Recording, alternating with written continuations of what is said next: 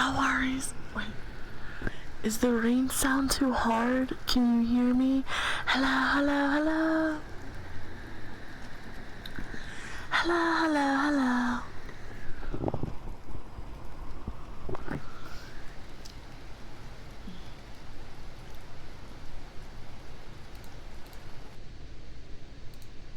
You know what? We're not gonna do rain sounds because I'm too scared that it might be too much. So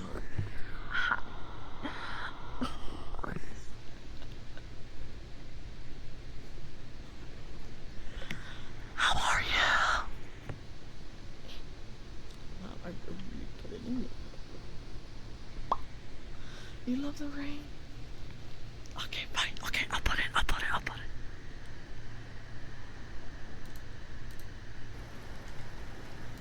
Okay.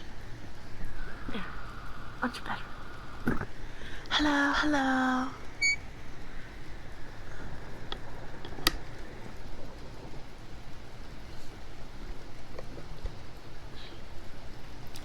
Hi there, Virus. Hi there, Bard. Hi, Valor. Is my voice okay through the rain? Is the rain too much? Just let me know. As you can always tell, I'm still on the stream. But hi, Virus. It's been a hot minute. I am doing quite alright. I want to try to, for spookiness. This is my new look.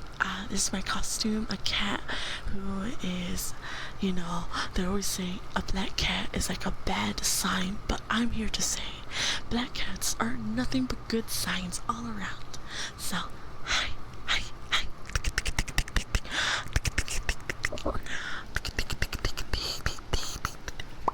How are you? Bard? How's everyone today? If only you guys could see what I'm doing. You picked a good costume. Thank you. Arigato. Arigato gozaimasu. I haven't been noticed. Cosmic, you are such a delight. I love you. Do you like mommy's new eyes? I'll be your mommy. Don't worry. I can be anything you want me to be. Just nothing weird or sus, They use. Taru, don't even worry about it. I can be my own mod if need be. I got you. I've been good. By the way, the reason I haven't been to stream is Wi-Fi is stuff, and I'm at my mom's place, and I've just completely forgot about. By the way, thank you, and don't even worry about it. Thank you, Aiden, for the lovely headband. Arigato gozaimasu.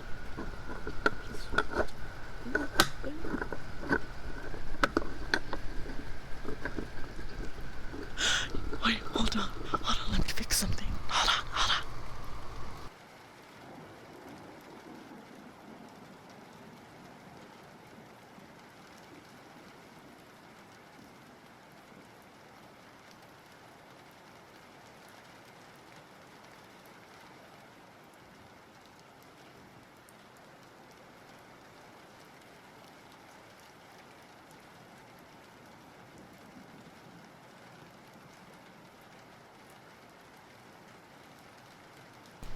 Okay, I'm back. And okay, Virus, thank you so much for stopping by, and I hope you have a lovely day. Hello there, Sa. How are you, Sa? Arigato. I love the Apollo emoji you have there.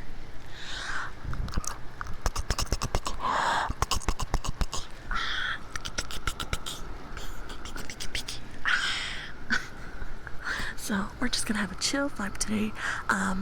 I've been meaning to read some scary stories, but like the spooky that's friendly, I don't want to give you guys nightmares. Hi there, Chaos. Spooky Arty. Yes, you like my red eyes. Honestly, I fudge with the red eyes. Like the black lipstick kind of puts it all together, but like, look at me. I look so cute.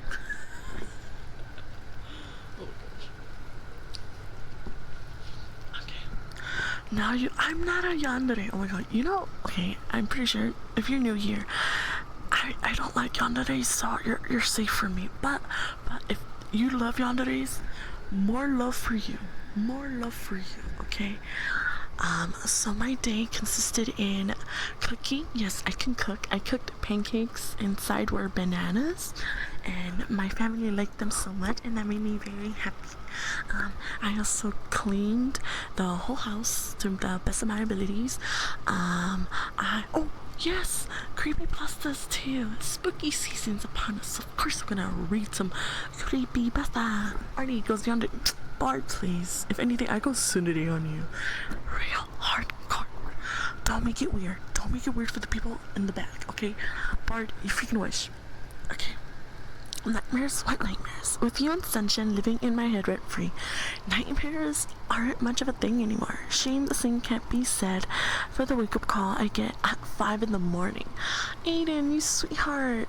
Hey, if anyone knows, it's Apollo. She wakes up at 6 a.m. so she understands your pain. But hey, you gotta make that bread. You gotta make that coin. And I'm so proud of you, okay? Don't stop. Believing. For real, though. Don't stop. Make it weird for me, please. I could never be weird for you, Cosmic. I'm a homie VTuber. May your heart be your guiding key, Spun. Thank you so much for being here. Do you like my new cut? I'm gonna wear this for the whole entirety of the month. So this is new me for October. Meow. Are you my eyes deceiving me, or is that a celestial lady on screen? I don't know, is my eyes going blind from how freaking amazing and brightly inspiring Nightmare is? Not work related, sadly. My dog woke me. I understand that too. You know, I'm a dog mom. I get it. I love my dog. But he's such a freaking demon. What are you reading first? Okay, so I was thinking a Goosebumps story, because I love Goosebumps, and if a lot of you should know, I love Goosebumps. That's like my level of horror based. I'm a homie, but without me. Oh my gosh, shut the fuck up. Thank you for the head pat, Virus. Arty, I gotta go. Have a lovely stream. When I come at least 2 weeks, 2 streams next week. I love you too, Virus. And if you can't make it, that's totally fine. Don't even worry about it. Thank you for the hydrate.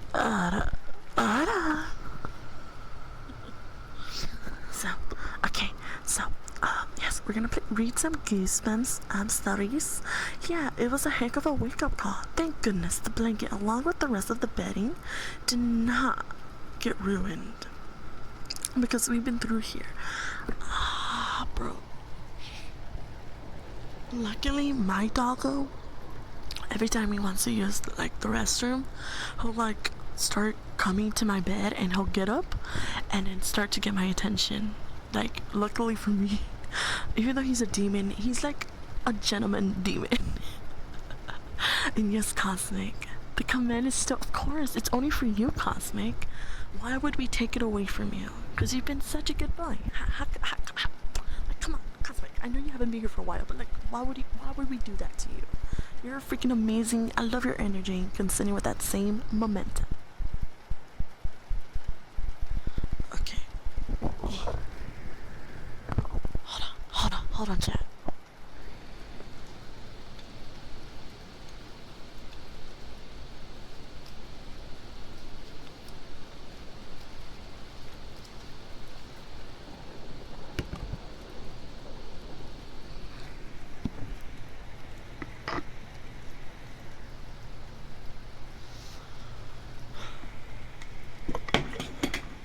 Y'all heard nothing? I'm sorry. I'm so sorry. How does yeah, I know it feels weird, but if you feel weirded out, you can always go. I'm not gonna force you to stay here. You heard nothing but the rays of love and hope. Okay. oh guys, okay.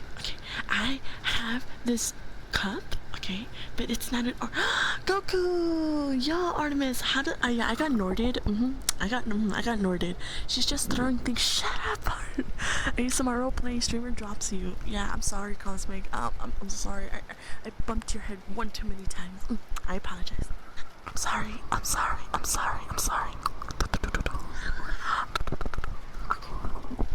Thank you for the stretch. Okay, so I have.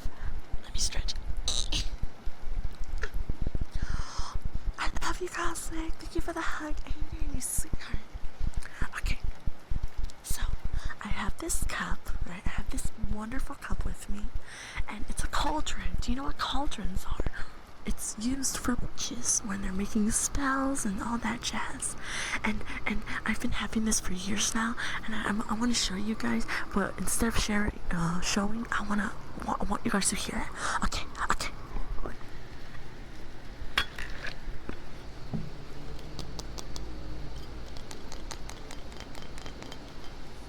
Can you hear it?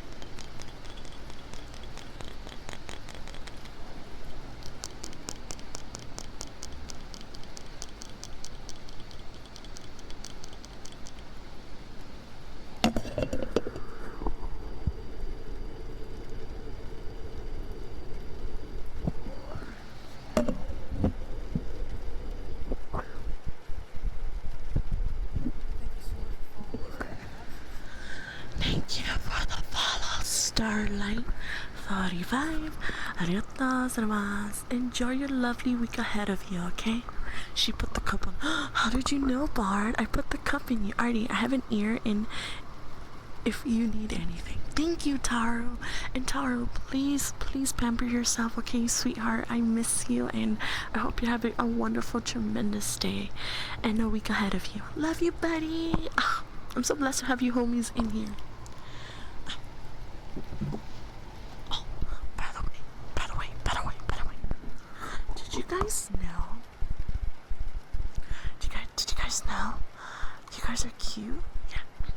You guys are so adorable. I can't help but fall in love. You guys are so cute. I can't believe I'm homies with someone this adorable. It's like almost a crime to be so cute. Adorable. I just want to catch up on you, okay? And then I'm gonna read stories. But right now, I just want to say hello.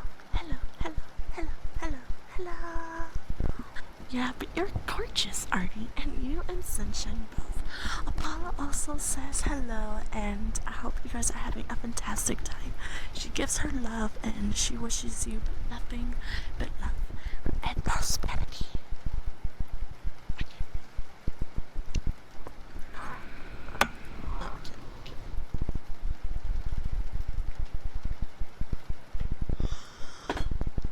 You know that anime?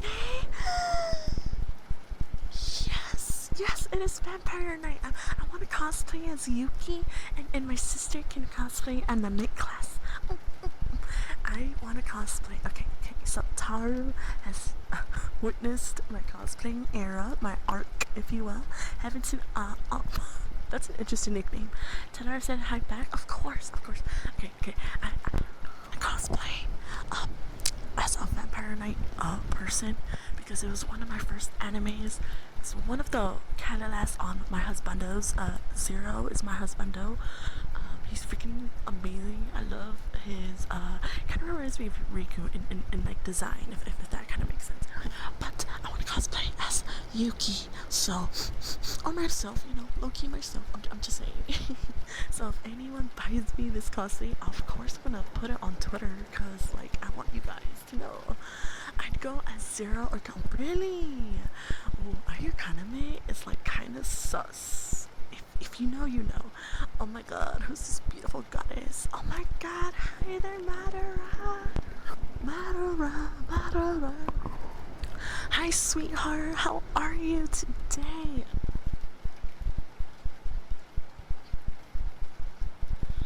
I'm just having spooky vibes.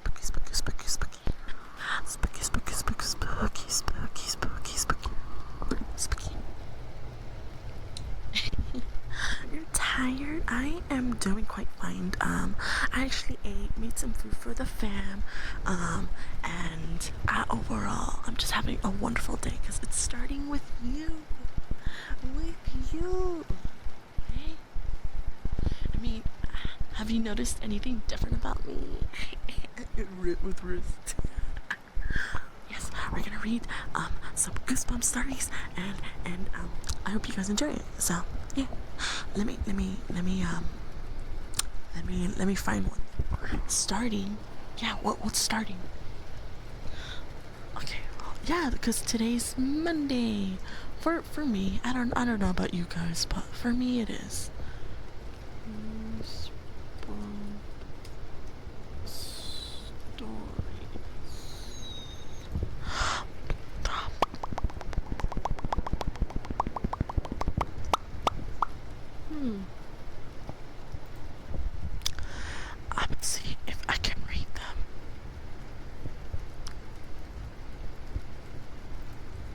read this one? I doubt it.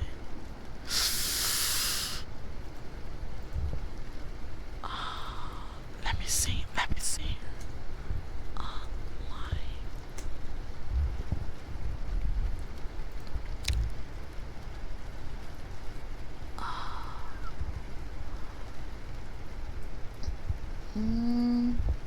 I'm sorry. Hold on.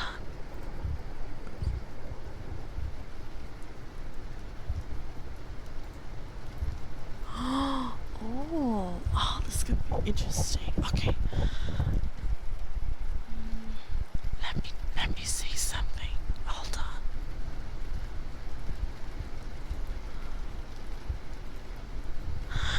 You're cuter. I mean, you're using that thing where it makes it seem like you're actually in the background. Nanikori, what are you talking about? It's a good Monday. Ignore the affirmation me being overlooking by my dog. I'm so sorry about your doggo, but just know that your doggo's adorable. Hi there, Panther, you sweetheart. Oh, before I forget.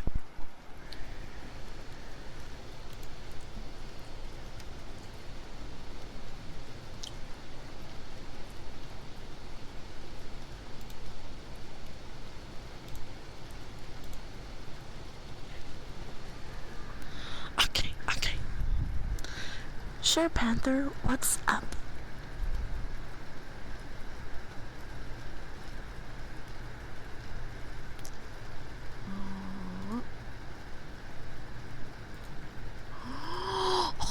Okay, I think I found it. Okay. At this time, I will not be able. Why do you look like a cat vampire? Because this is my costume. Silly. Do you like my costume? I'm glad you like my costume. So, I'm gonna read, Goosebumps. Welcome to Camp Nightmare. Nightmare. Okay.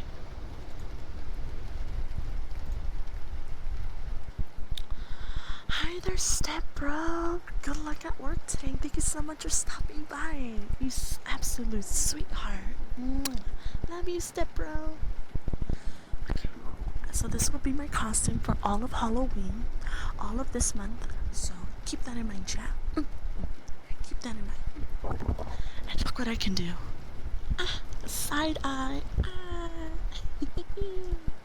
Okay.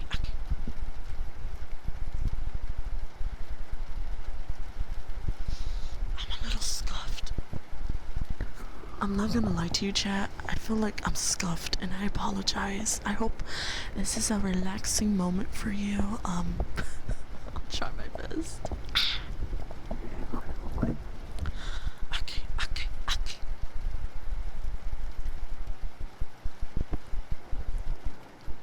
Let's see.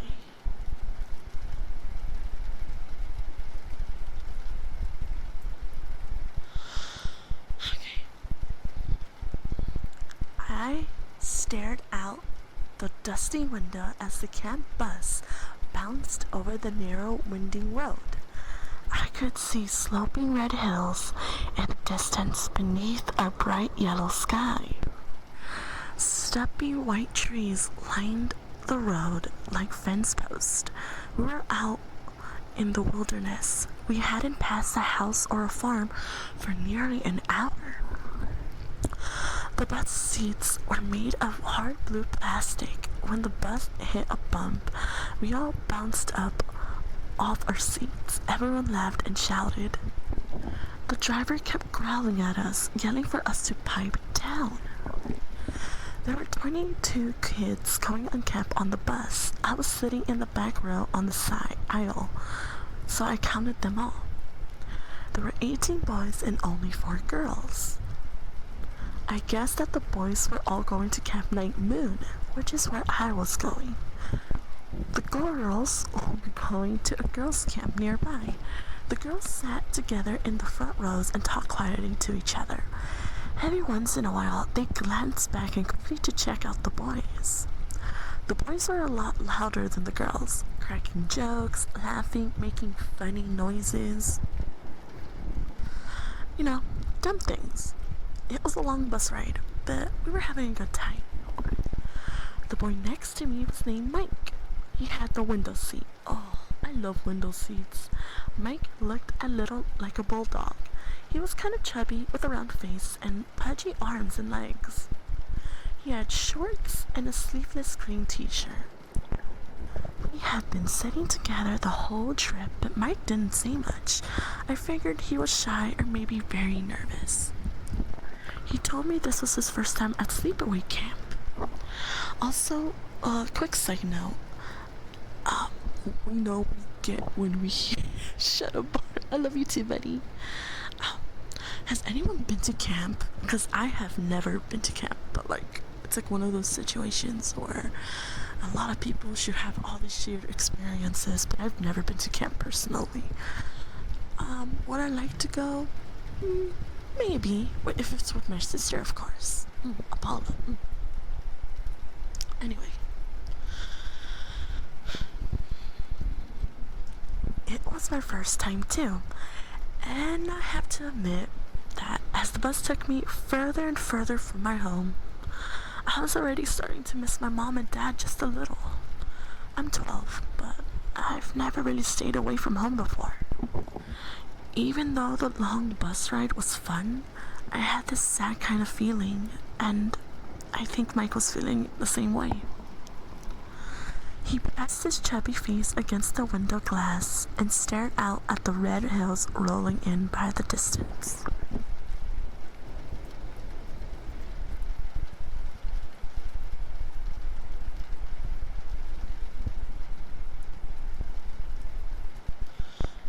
Are you okay, Mike? I asked. Yeah, sure, Billy, he replied quickly without turning around. I thought about my mom and dad back at the bus station. They had seemed so serious. I guess they were nervous, too, about me going off to camp for the first time. Well, write every day, Dad said. Do your best, Mom said, hugging me harder than usual. What a weird thing to say. Why didn't she say, have a good time? Why did she have to say, do your best? As you can tell, I'm a bit of a warrior. The other boys I met so far were the two in the seat in front of us. One was named Colin. My bad, oh my god, Colin. He had long brown hair down to his collar, and he wore silver sunglasses so you couldn't see his eyes. He acted kind of tough, and he wore a red bandana on his forehead. He kept trying and untying the bandana. Sitting next to him in the seat on the aisle was a big, loud kid named Jay. Jay talked a lot about sports and kept bragging about what a good athlete he was.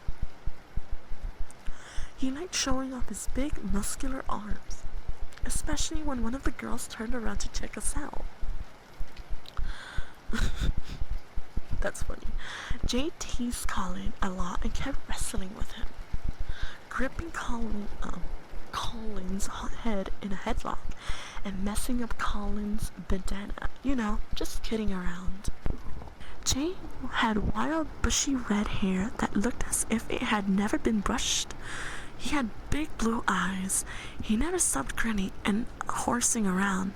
He spent the whole trip telling gross jokes and shouting things at the girls. Hey, what's your name? Jay called to a blonde-haired girl who sat at the front by the window. She ignored him for a long time, but the fourth time Jay called out the question, she turned around, her green eyes flashing. Dawn, she replied. Then she pointed to the red-haired girl next to her. And this is my friend, Doreen. Hey, that's amazing. My friend is Dawn too, Jay joked. A lot of the guys laughed, but Dawn didn't crack a smile. Nice to meet you too, Dawn, she called back to him. Then she turned and around to the front. I'm starting to think this Jay character is naughty at boys to not be like Jay. Jay's sucking up. Jay is bored. Confirmed. Mike hadn't said anything for a long time. I leaned toward the window, trying to see what he was pointing at. I think I saw a parakeet cat, he said, still staring hard. Hi there, Desu. And Panther, if you're gonna do it, just do it already. You baka.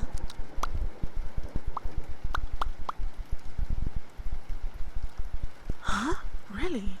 I saw a clump of low white trees and a lot of jagged red rocks, but I couldn't see any parrot cats. It went behind those rocks, Mike said, still pointing. And then he turned toward me. Have you seen any towns or anything? I shook my head. Nothing.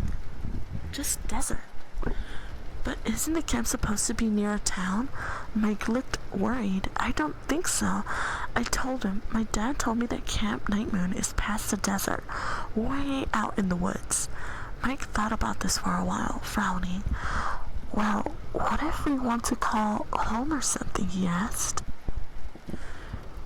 They probably have phones at the camp, I told him. I glanced up just in time to see Jay toss something up toward the girls at the front. It looked like a green ball. It didn't hit Dawn on the back of the head and stuck in her blonde hair. Jay is obviously gonna go away. I think this much is obvious. Jesus Christ.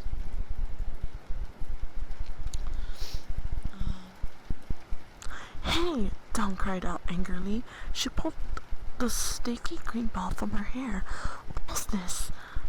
She turned to glare at Jay. Jay giggled his high-pitched giggle.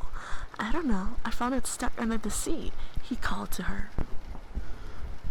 Dawn scowled at him and heaved the green ball back. It missed Jay and hit the rear window, where it stuck with a lump. Everyone laughed. Dawn and her friend Dory made faces at Jay. Colleen. Why am I saying Colleen? I'm gonna just name him Colleen, I'm sorry. Fiddled with his red bandana, Jay slumped down low and raised his knees against the seat in front of him. A few rows ahead of me, two grinning boys were singing a song we all knew, but with really gross words replacing the original words. Oh my god. What? Okay. A few other kids began to sing along. Suddenly, without warning, the bus squealed to a stop. The tires skiding loudly over the road. We all crowded out in surprise. I bounced off my seat and I just hit the seat in front of me. Ugh! That hurt! As I slid back in the seat, my heart still pounding, the bus driver stood up and turned to us, leaning heavily into the aisle. Oh! Several loud gasps filled the bus as we saw the driver's face. His head was enormous and pink, topped with a mop of a wild, bright blue hair that stood straight up. He had long, pointed ears. His huge red eyeballs bulged out from their dark sockets. Bouncing in front of his snort-like nose, sharp white fangs dropped from his gaping mouth. A green liquid oozed over his heavy lips. As we gurgled in silent horror, the driver tilted his monstrous head and uttered an animate roar. Animal. I could read, I swear to God. Hi there, Memer, and what's up, creature? Thank you so much for visiting me here today. Arigatou gozaimasu. Enjoy your food. Apollo does not have it yet, and thank you so much for the head pat, Darkness. Okay, I'll steal my crown, creature. Enjoy your meal and tell me all about it. Hi there, Steven and Madara. See, words could never express how much of a degenerate you are.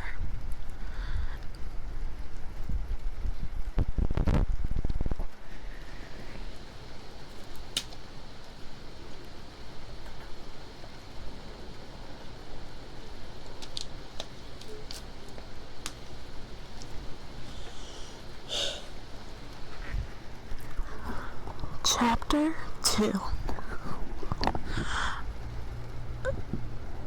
The driver roared so loud the bus windows rattled. Several kids shrieked in fright. Mike and I both ducked down low, hiding behind the seat in front of us. He's turned into a monster, Mike whispered, his eyes wide with fear. Then we heard laughter at the front of the bus. I raised myself up in time to see the bus driver reach one hand up to his bright blue hair. He tugged his face, slid right off. Oh! Several kids shrieked in horror, but we quickly realized that the face dangling from the driver's hand was a mask. He had been wearing a rubber monster mask. His real face was perfectly normal. I saw it with relief. He had pale skin, short, thinning black hair, and tiny blue eyes. He smiled, shaking his head, enjoying his joke. "This fools them every time," he declared, holding up the ugly mask. A few kids laughed along with him, but most of us were too surprised and confused to think it was funny. Suddenly his expression changed. "Everybody out," he ordered gruffly. He pulled a lever and the door slid open with a whoosh, whoosh, whoosh, whoosh, whoosh, whoosh, whoosh, whoosh. "Where are we?" someone called out. But the bus driver ignored the question. He tossed the mask onto the driver's seat, then lowering his head so he wouldn't bump the roof, he quickly made his way out the door. I leaned across Mike and stared out the window, but I couldn't see much, just mile after mile of flat yellow ground, broken occasionally by clumps of red rock. It looked like a desert. "Why are we getting out of here?" Mike asked, turning to me. I could see he was really worried. "Maybe this is the camp," I joked. Mike didn't think that was funny. We were all confused as we pushed and shoved our way off the bus. Mike and I were the last ones off since we were sitting in the back. As I stepped onto the hard ground, I shielded my eyes against the bright sunlight high in the afternoon sky. We were in a flat, open area.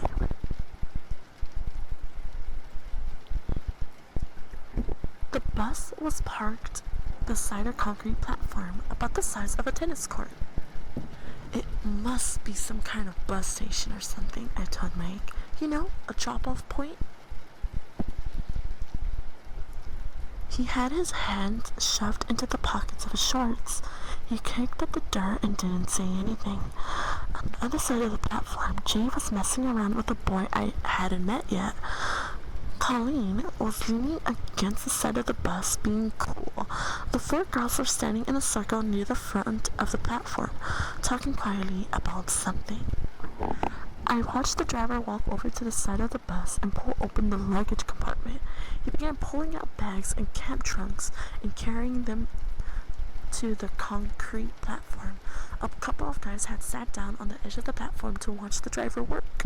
Across the platform, Jay and the other guys started a contest, tossing little pebbles as far as they could. Mike, his hands still buried in his pockets, stepped up behind the sweating bus driver. "Hey, where are we? Why are we stopping here?" Mike asked him nervously. The driver slid a heavy black trunk from the back of the luggage compartment. He completely ignored Mike's questions. Mike asked them again and again. The driver pretended Mike wasn't there. Mike made his way back to where I was standing, walking slowly, dragging his shoes across the hard ground. He looked really worried.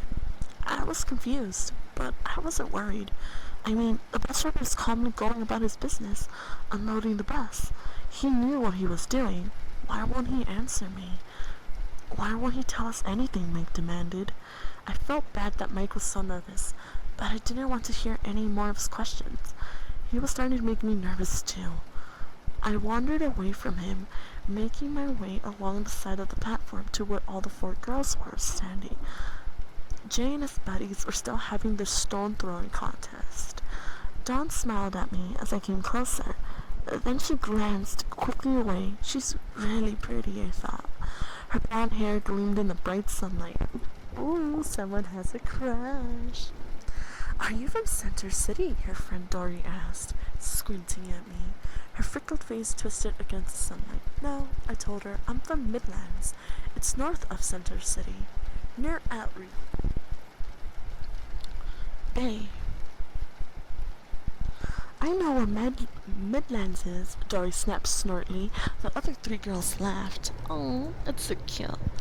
"And Polly's doing kinda right, Memer. Thank you so much for asking, sweetheart. I hope you're doing fine, homie." God, I love you platonically, of course. And I love you too, homie. And Madara, I see you.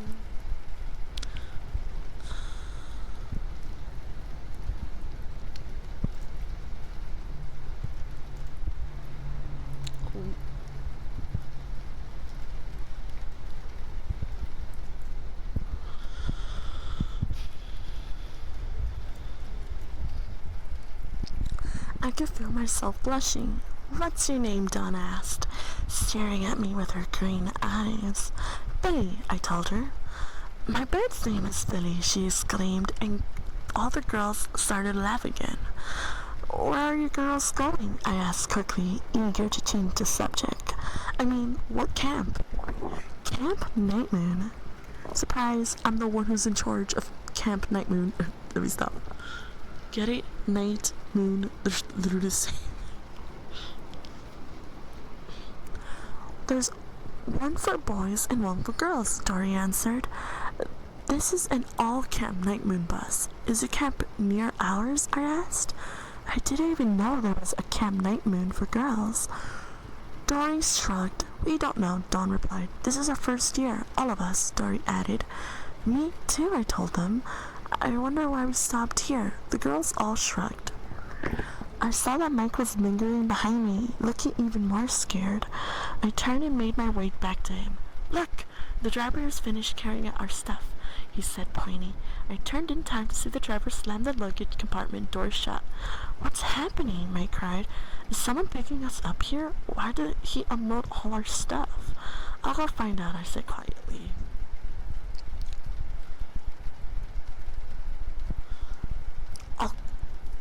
He saw me.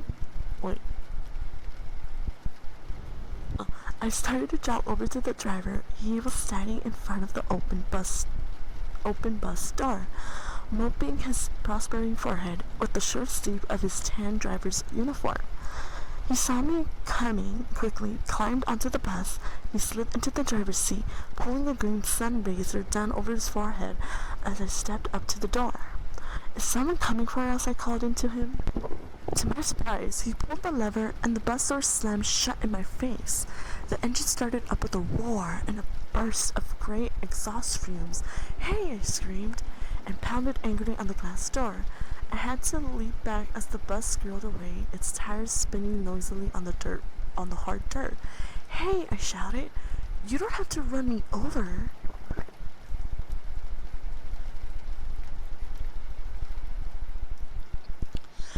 I stared angrily as the bus bounced onto the road and rode away. Then I turned back to Mike. He was standing beside the four girls. They were all looking upset now. He left, Mike stammered as I approached them. He just left us here in the middle of nowhere. We gazed down the road at the bus until it disappeared over the darkening horizon. We all grew very quiet. A few seconds later, we heard the frightening animal cries, very close and getting closer.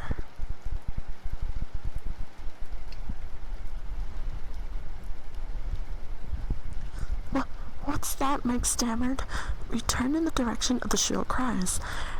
They seemed to be coming from across the platform.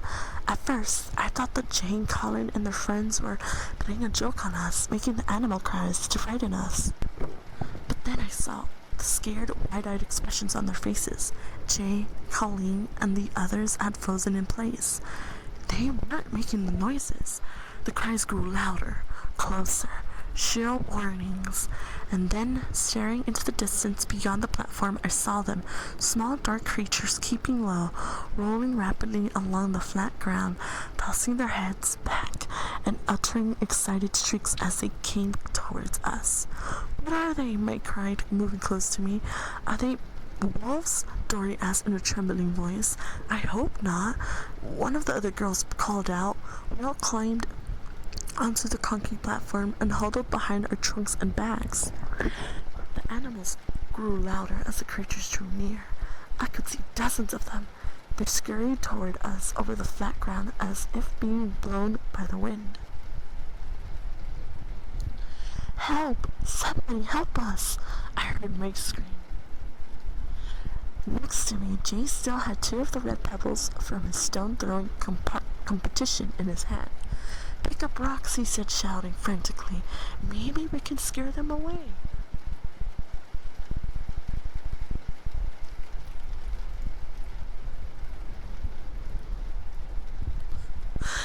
Hermes and Apollo body Mimir, you would actually buy docky pillows of us. And also, here you go, buddy. I hope you're happy. I broke the printer at work. Taru! Okay, your secret's safe with me. I won't tell no one. Oh, Mimir, make sure you pamper yourself, okay? I know how hard that is. And Aiden, thank you so much for the headband. I appreciate it. Oh, snap. Hi there, verified Twitch dev. It's a pleasure to see you here again. Arty's such a cutie patootie. Why are you so adorable? Someone, Mimir says that he would buy body pillows of me and Apollo. Actually,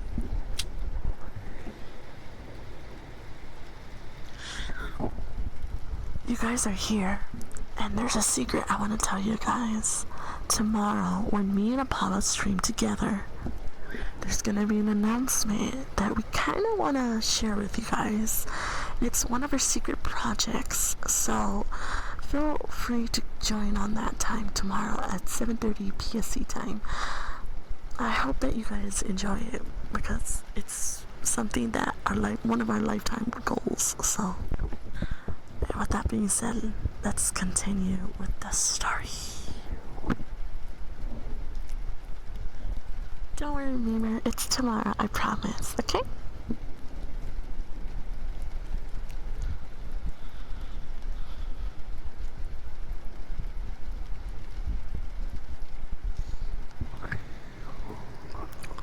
The creatures stopped a few yards from the concrete platform and raised themselves up menacingly on their hind feet. Held up between Mike and Jay, I could see them clearly now. They were wolves or wildcats of some sort. Standing upright, they were nearly 3 feet tall. They had slender, almost scrawny bodies covered with spotty red-brown fur. The paws had long silvery claws growing out of them. Their heads were nearly as slender as their bodies. Tiny red weasel's eyes stared hungrily at us.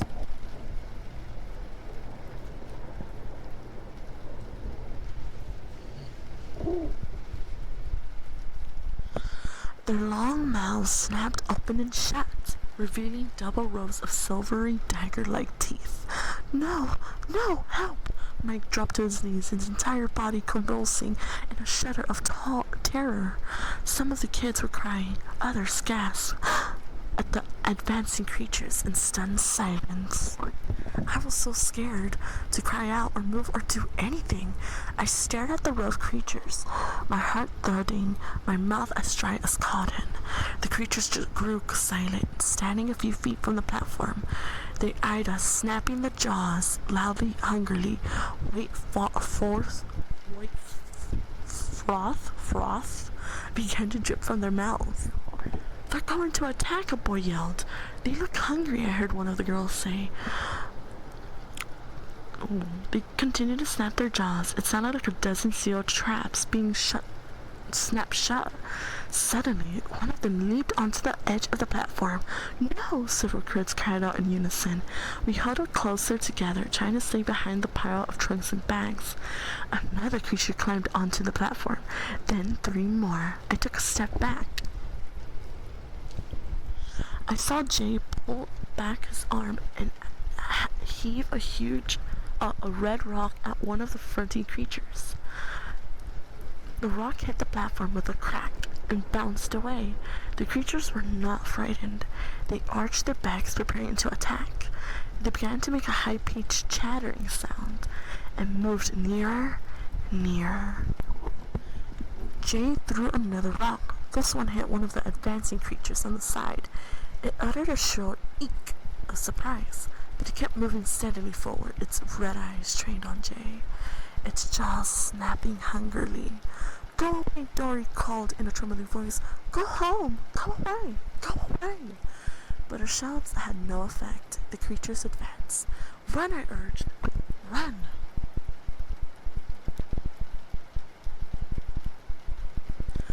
Can't outrun them, someone shouted. The shrill chittering grew louder, deafening, until it seemed as if we were surrounded by a wall of sound. The ugly creature lowered themselves to a pounce. Run, I repeated. Come on, run! My legs wouldn't corroborate. They felt rubbery and weak. Trying to back away from the attacking creatures, I toppled over backward off the platform. I saw flashing stars. As the back of my head hit the ground hard, they're going after me, I realized. I can't get away. Dun dun dun, dun dun dun. Chapter 4. Hi there, Gio, my lovely Gio. How are you?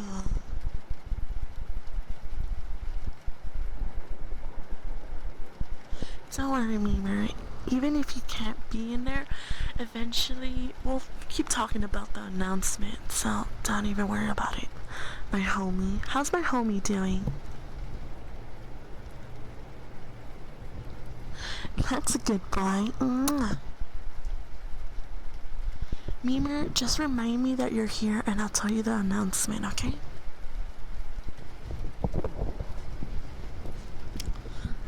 You're such a good boy, Gio. I heard the sound like a attack cry. I heard the scream of the creature's long claws over the concrete platform. I heard the screams and cries of the frightened campers. Then, as I struggled frantically to pull myself up, I heard the deafening roar. At first, I thought it was an explosion. I thought the platform had blown up. But then I turned and saw the rifle. Another explosion of gunfire. White smoke filled the air. The creatures spun around and darted away, silent now, their scrawny fur scraping the ground as they kept low their tails between their furry legs. Look at them run! A man kept a rifle poised at his shoulder as he watched the creatures retreat. Behind him stood a long green bus. I pulled myself up and brushed myself off. Everyone was laughing now, jumping up and down joyfully, celebrating the narrow escape. I was too shaken up to celebrate. They're running like jackrabbits, the man declared in a booming voice. He lowered the rifle. It took me a while to realize he had come out of the camp bus to rescue us. He hadn't heard or seen the bus pull up because the attack cries of the animals. Are you okay, Mike? I asked, walking over to my frightened-looking new friend. I guess, he replied uncertainly. I guess I'm okay for now. Dawn slapped me on the back, grinning. We're okay, she cried. We're all okay. We gathered in front of the man with the rifle. He was big and red-faced, mostly bald except for a fringe of curly yellow hair around his head. He had a blonde mustache under an enormous beak of a nose, and tiny black bird eyes beneath bushy blonde eyebrows. Hi guys, I'm Uncle Al. I'm your friendly camp director. I hope you enjoyed that welcome to Camp Nightmare, he boomed in a deep voice. I heard muttered replies. He leaned the rifle against the bus and took a few steps towards us, steadying our faces. He was wearing white shorts and a bright green camp t-shirt that stretched over his big belly. Two young guys, also in green and white, stepped out of the bus, serious expressions on their faces. Let's load up, Uncle Al instructed them in a deep voice. He didn't apologize for being late. He didn't explain about the weird animals. And he didn't ask if we were okay after that scare. The two counselors began dragging the camp trunks and shoved them into the luggage compartment on the bus. Looks like a good group this year, Uncle Al shouted. We'll drop you girls off first across the river. Then we'll get you boys settled in. What were those awful animals? Dora called to Uncle Al. He didn't seem to hear her. We began climbing onto the bus. I looked for Mike and found him near the end of the line. His face was pale and he still looked really shaken up. I was really scared, he admitted. We're okay, I reassured him. Now we can relax and have fun. I'm so hungry, Mike complained. I haven't eaten all day. One of the counselors overheard him. You won't be hungry when you taste the camp food, he told Mike. We piled into the bus. I sat next to Mike. I could hear the poor guy's stomach growling. I suddenly realized I was starving too, and I was really eager to see the camp night moon looked like. I hoped it wouldn't be a long bus ride to get there. How far away is our camp? I called to Uncle Al, who had slid into the driver's seat. He didn't seem to hear me either. Hey Mike, we're on our way, I said happily as the bus pulled onto the road. Mike? Oh my god, hi there, Fat Dragon. Thank you so much for the contribution, Panther. Oh my gosh. Wait, did you buy me the uniform? Oh, you're such a sweetheart. Thank you so much. Thank you. I always wanted to dress up as Yuki from Vampire Night. Arigatou gozaimasu. You're such a sweetheart. Oh my god, Gia, thank you so much for the sub. You gifted him 1 month? Gia, sweetheart, you didn't have to do that. Oh my gosh, thank you. Thank you.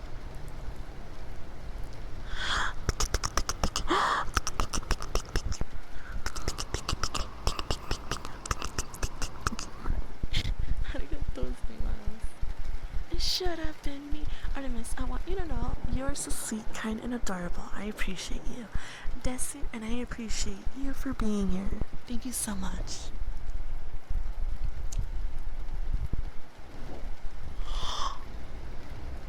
Wait, you gave it to Taru?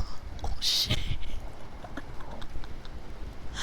I don't know, but it is super thank you. I will enjoy it, and I'll actually will put it on my Twitter. So, guys, look out for a cosplay because of Panther. So thank you, Panther. Arigatou gozaimasu. How can I not thank my homie Desu? You being here is such a freaking I'm honored. Thank you. Enjoy those lovely emojis, and Gio, you're such a good boy.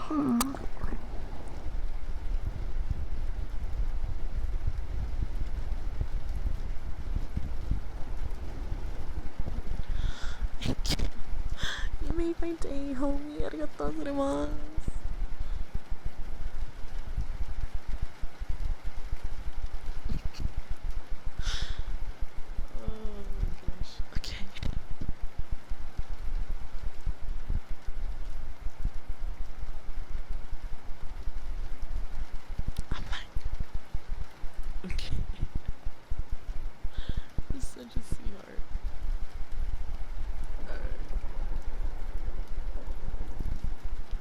Can we get one from my sister? I'm just kidding. My sister says, I don't know if she wants it yet, so for right now we're just gonna do this. You're comfy? Oh, that's wonderful. Thank you. Hi there, Progress. How are you? Yes. Oh no, that's actually mine. The white version is for Apollo.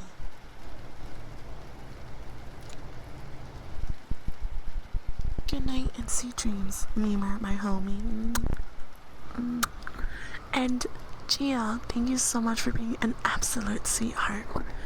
And Achievement, thank you. Arigatou gozaimasu. This is from the anime called Vampire Night. It's mostly catered to girls, but feel free if you ever are interested. Yes, you did, Taro. That's for Apollo. Apollo's gonna be the night class. So, Panther, you got the day uniform. The white uniform is for night class. Here, let me show you. So, this right here, the one that's favorited on the bottom right side, that uniform is for night class. The one that Panther got for me is for day class. And the reason why they have two different classes is because nighttime is for vampires Well, daytime's for regular students. Artemis is kind of over. Yes, I am, sweetheart. I really am. I'll make sure to take care of myself, and I'll remind Apollo of that as well.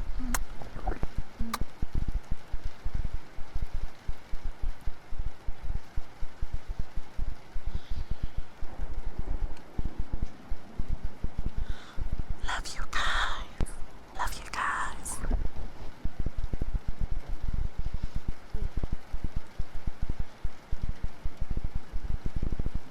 Okay.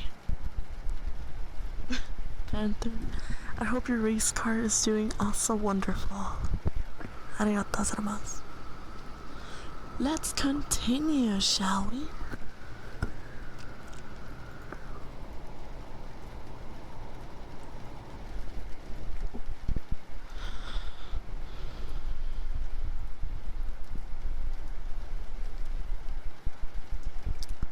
Hey Mike, we're on our way, I said happily as the bus pulled onto the road. Mike forced a smile. I'm so glad to get away from there. To my surprise, the bus ride took less than 5 minutes. We all muttered our shock at what a short trip it was. Why hadn't the first bus taken us all the way? A big wooden sign proclaiming Camp Night Moon came into view.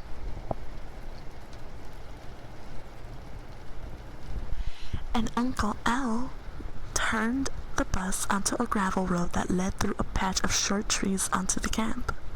We followed the narrow, winding road across the Green River. Several small cabins came into view. Girls' camp, Uncle Al announced. The bus stopped to let the 4 girls off. Dawn waved to me as she climbed down. A few minutes later, we pulled onto the boys' camp. Through the bus window, I could see a row of small white cabins. On top of a gently sloping hill stood a large white shingled building, probably a meeting lodge or mess hall. At the edge of a field, 3 counselors, all dressed in white shorts and green t-shirts, were working to start a fire in a large stone barbecue pit. Hey, we're going to have a cookout, I exclaimed to Mike. I was starting to feel really excited. Mike smiled too. He was practically drooling at the thought of food. The bus came to an abrupt stop at the end of the row of small bunks. Uncle Al pulled himself up quickly from the driver's seat and turned to us. Welcome to beautiful Camp Night Moon, he bellowed. Step down and line up for your bunk assignments. Once you get unpacked and have dinner, I'll see you at the campfire. We pushed our way noisily out of the bus. I saw Jay ecstatically slapping another boy on the back. I think we're all feeling a lot better now, forgetting about our close call. I stepped down and took a deep breath. The cold air smelled really sweet and fresh. I saw a long row of short evergreen trees behind the white lodge on the hill.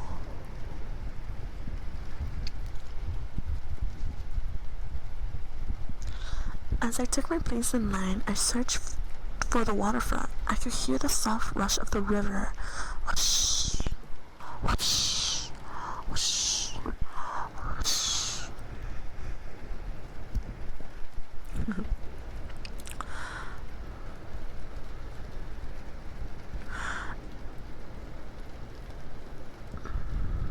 Mike, Jay, Colleen, and I were assigned to the same bunk. It was bunk 4. I thought the bunk should have a more interesting name, but it just had a number, bunk 4. It was really small with a low ceiling and windows on 2 sides. It was just big enough for 6 campers. There were bunk beds against 3 walls and a tall dresser on the 4th wall, with a little square of space in the middle. There was no bathroom. I guessed it was in another building. As the 4 of us entered the bunk, we saw that one of the beds had already been claimed. It had been carefully made, the green blanket tucked neatly, some sports magazines, and a radio resting on top. That must belong to our counselor, Jay said, inspecting the radio. Hope we don't have to wear those ugly green t-shirts, Colleen said, grinning. He was still wearing silver sunglasses, even though the sun was nearly down, and it was just about as dark as night in the cabin. Jay claimed the top bunk, and Colleen took the bed beneath his. Can I have a lower one? Mike asked me. I roll around a lot at night. I'm afraid I might fall out on top. Yeah, sure, no problem, I replied. I wanted the top bunk anyway. It would be a lot more fun. Personally, for me, guys, if I got a bunk bed, I feel like I go on top, but then I go on the bottom, but like I'm scared it might crush me. I don't know about you guys though. Hope you guys don't snore, Colleen said. We're not going to sleep in here anyway, Jay said. We're going to party all night. He playfully slapped Mike on the back, so hard that Mike went sprawling into the dresser. Hey, Mike whined. That hurt. Sorry, guess I didn't have my own strength, Jay replied, grinning at Colleen. The cabin door opened, and a red-headed guy with the dark freckles all over his face walked in, carrying a big gray plastic bag. He was tall and very skinny, and was wearing white shorts and a green camp t-shirt. Hey guys, he said, and dropped the large bag on the cabin floor with a groan. He checked us out, then pointed to the bag. There's your bed stuff, he said. Make your beds. Try to make them as neat as mine. He pointed to the bunk against the window with the radio on it. Are you a counselor? I asked. He nodded. Yeah, I'm the lucky one. He turned and started to walk out. What's your name? Jay called after him. Larry, he said, pushing open the cabin door. Your trunks will be here in a few minutes, he told us. You can fight it out over drawer space. 2 of the drawers are stuck shut. He started out the door, then turned back to keep away from our stuff. Keep away from my stuff. The door slammed hard behind him. Peering out the window, I watched him leap away, taking long, fast strides, bobbing his head as he walked. Great guy, Colleen muttered sarcastically. Real friendly, Jay added, shaking his head. Then we dived into the plastic bag, pulled out sheets and wool blankets. Jay and Colleen got into a wrestling match over a blanket they claimed over softer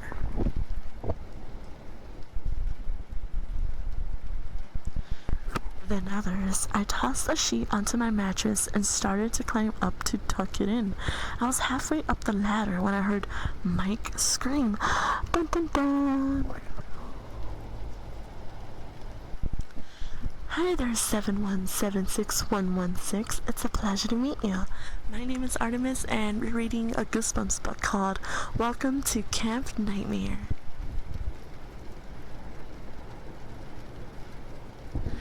And thank you for the hug, Gia. I appreciate it.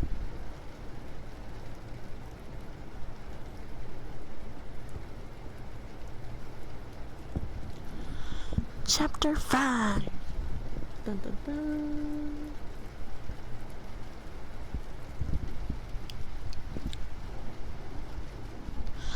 Mike was right beneath me, making his bed. He screamed so loud, I cried out and nearly fell off the ladder. I leaped off the ladder, my heart pounding, and stepped beside him. Staring straight ahead, his mouth wide open in horror, Mike backed away from his bed. Mike, what's wrong? I asked. What is it? Snakes! Mike stammered, staring straight ahead at his unmade bed as he backed away. Huh? I followed his gaze. It was too dark to see anything. Colleen laughed. Not that old trick, he cried. Larry put rubber snakes in your bed, Jay said, grinning as he stepped beside us. They're not rubber. They're real, Mike insisted, his voice trembling. Jay laughed, shook his head. I can't believe you fell for the old gag. He took a step forward, the bed, then stopped. Hey! I moved close, and the 2 snakes came into focus, raising themselves from the shadows. They arched their heads, pulling back as if preparing to attack. They're real, Jay cried, turning back to Colleen. 2 of them. Probably not poisonous, Colleen said, venturing closer. The 2 let out angry hisses, raising themselves high off the bed. They were very long and skinny. Their heads were wider than their bodies. Their tongues flicked from side to side as they arched themselves menacingly. I'm scared of snakes, Mike uttered in a soft voice. They're probably scared of you, Jake joked, slapping Mike on the back. Mike winced. He was in no mood for Jay's horseplay. We've got to get Larry or somebody, Mike said. No way, Jay insisted. You can handle him, Mike. There's only 2 of them. Jay gave Mike a playful shove toward the bed. He only meant to give him a scare, but Mike stumbled, fell onto the bed. The snakes started in unison.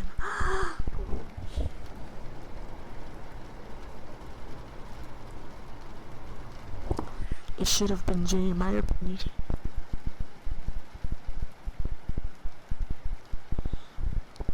I saw one of them collapse its teeth into Mike's hand. Mike raised himself to his feet. He didn't react at first. Then he uttered a high-pitched shriek. 2 drops of blood appeared on the back of his right hand. He stared down at them, then grabbed the hand. It bit me, he shrieked. Oh no, I cried. Did it puncture the skin? Colleen asked.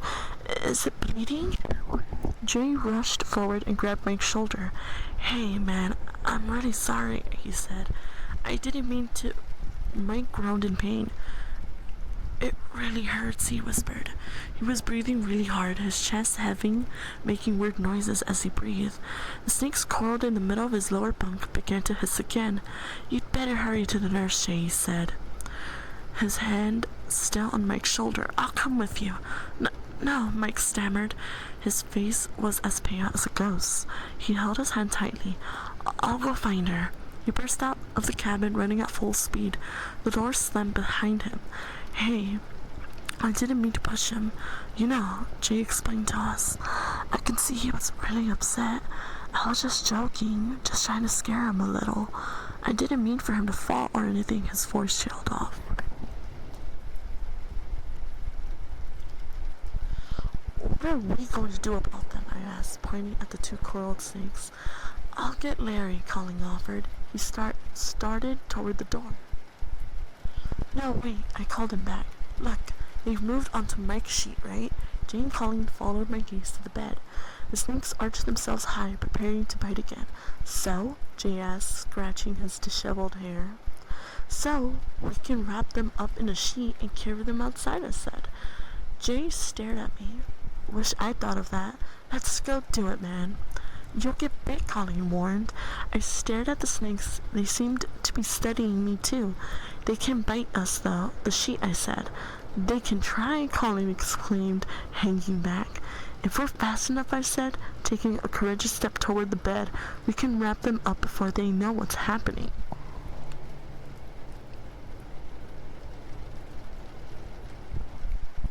The snakes hissed out a warning, drawing themselves higher. How did they get in here anyway? Colleen asked. Maybe the camp is crawling with snakes, Jay grinned.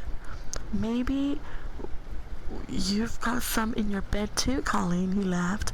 Really, Jay? You were just so apologetic and now you're being a hook. I can't with this man.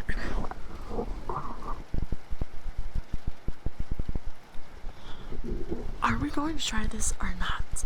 Yeah, let's do it, Jay answered. I mean, I owe it to Mike. Colleen remained silent. I'll bet I could grab one by the tail and swing him out through the window, Jay said. You can grab the tail end of the other one end. Let's try my plan first, I suggested quietly. We kept over the snakes, sneaking up on them. It was kind of a silly since they were staring right at us. I pointed to one end of the sheet, which was folded up onto the bed. Grab it, there, I instructed Jay. Then pull it up. He hesitated. What if I miss? Or you miss? Then we're in trouble, I replied grimly. My eyes on the snakes, I reached my hand forward to the other corner of the sheet. Ready? On 3, I whispered.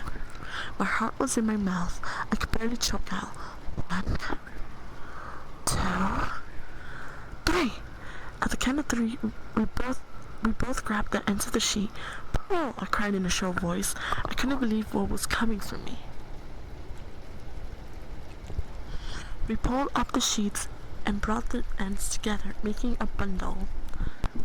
At the bottom of the bundle, the snakes wiggled frantically. I heard the jaws snap. They wiggled so hard the bottom of the bundle swung back and forth. They don't like this, Jay said as we hurried to the door, carrying a wiggling, swaying bundle between us, trying to keep our bodies as far away as possible. I pushed open the door with my shoulder. We ran out onto the grass. Now what? Jay asked. Keep going, I replied. I could see one of the snakes poking its head out. Hurry! We ran past the cabins towards a small clump of shrubs. Beyond the shrubs stood a patch of low trees. When we reached the trees, we swung the bundle back, then heaved the whole sheet into the trees. It opened as it fell to the ground. The two snakes slithered out instantly and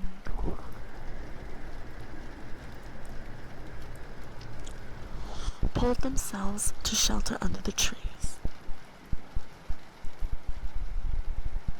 Jay and I let out both sighs of relief. We stood there for a moment, hunched over, hands on our knees, trying to catch our breaths. Crouching down, I looked for the snakes, but they had slithered deep into the safety of the evergreens. I stood up. I guess we should take back Mike's sheet, I said. He probably won't want to sleep on it, Jay said. But he reached down and pulled it up from the grass. He balled it up and tossed it to me. It's probably dripping with snake venom, he said, making a disgusted face. When we got back to the cabin, Colleen made his bed and was busily unpacking, the contents of his trunk shoving everything into the top dresser drawer. He turned as we entered. How'd it go? He asked casually. Horrible, Jay replied quickly, his expression grim. We both got bit. Twice. You're a terrible liar, Colleen told him, laughing. You shouldn't even try. Jay laughed too. Colleen turned to me. You're a hero, he said. Thanks for all your help, Jay told him sarcastically. Colleen started to reply, but the cabin door opened and Larry poked his freckled face in. How's it going? He asked. You're not finished yet? We had a little problem, Jay told him. Where's the fourth guy? The chubby one? Larry asked, lowering his head so he wouldn't bump it on the door frame as he stepped inside. Mike got bit by a snake, I told him. There were 2 snakes in his bed, Jay nodded. Larry's expression didn't change. He didn't seem surprised at all. So where did Mike go? He asked casually, swatting a mosquito on his arm. His hand was bleeding. He went to the nurse to get taken care of, I told him. Huh? Larry's mouth dropped open. He went to find the nurse, I repeated. Larry tossed back his head and started to laugh. Nurse? He cried, laughing hard. What nurse? Okay. That's messed up. Oh, that's messed up. Why would they do that?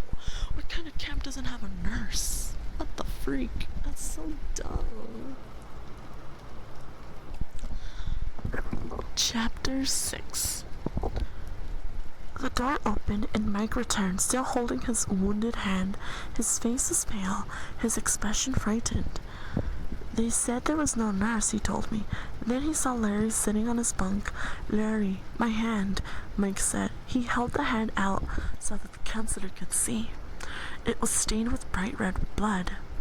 Larry stood up. I think I have some bandages, he told Mike. He pulled out a slender black case from beneath his bunk and began to search through it. Mike stood there beside him, holding up his hand. Drops of blood splashed on the cabin floor. They said the cabin doesn't have a nurse, Mike repeated. Larry shook his head. If you hurt in this camp, he told Mike seriously, you're on your own. I think my hand is swelling a little, Mike said. Larry handed him a roll of bandages. The washroom was at the end of the row of cabins, he told Mike, closing the case and shoving it back under the bed. Go wash the hand and bandage it. Hurry, it's almost dinner time. Holding the bandages tightly in his good hand, Mike hurried off to follow Larry's instructions. By the way, how'd you guys get the snakes out here? Larry asked, glancing around the cabin. We carried them out in Mike's sheet, Jay told him. He pointed at me. It was Billy's idea. Larry stared at me hard. Hey, I'm impressed, Billy, he said. I was pretty brave, man. Maybe I inherited something from my parents, I told him. They're scientists, explorers, kind of. They go off for months at a time exploring the wildest of places. Well, Camp Night Moon is pretty wild, Larry said, and you guys had better be careful. I'm warning you. His expression turned serious. There's no nurse at Camp Night Moon. Uncle Al doesn't believe in coddling you guys. Since when does medical treatment equal coddling? But okay, whatever. The hot dogs were all charred black, but we were so hungry we didn't care. I shoved 3 of them down in less than 5 minutes. I don't think I'd ever been hungry in all my life.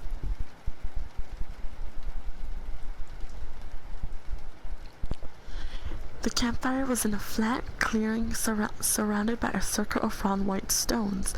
Behind us, the large white shingled lodge loomed over the sweeping hill ahead of us. A thick line of evergreen trees formed a fence that hid the river from view. Let me hydrate. Hold on.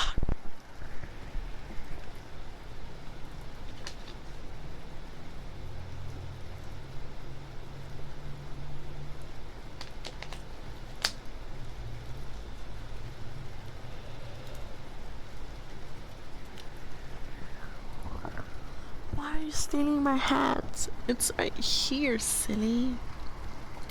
Who needs a nurse when you can just make the person disappear? Taru, why would you say that? That's so mean. What the heck?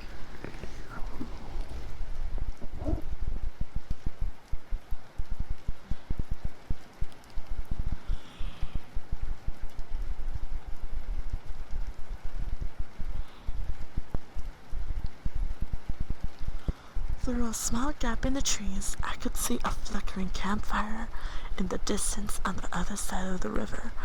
I wondered if that was a campfire of the girls' camp. I thought about Don and Dory. I wondered if the 2 camps ever got together, if I'd ever see them again. Dinner around the big campfire seemed to put everyone in a good mood. S'mores!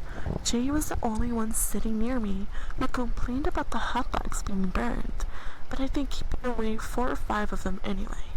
Mike had trouble eating because of his bandaged hand. When he dropped his first hot dog, I thought he was going to burst into tears. By the end of dinner, he was in a much better mood. His wounded hand had swelled up just a little, but he said it didn't hurt as much as before. The counselors were easy to spot. They all wore identical white shorts and green t-shirts. There were 8 or 10 of them, all young guys, probably 16 or 17. They ate together quietly, away from us campers. I kept looking at Larry, but he never once turned around to look at any of us. I was thinking about Larry, trying to figure out if he was shy or if he just didn't like us campers very much. Suddenly, Uncle Al climbed to his feet and motioned for both hands of us all to be quiet.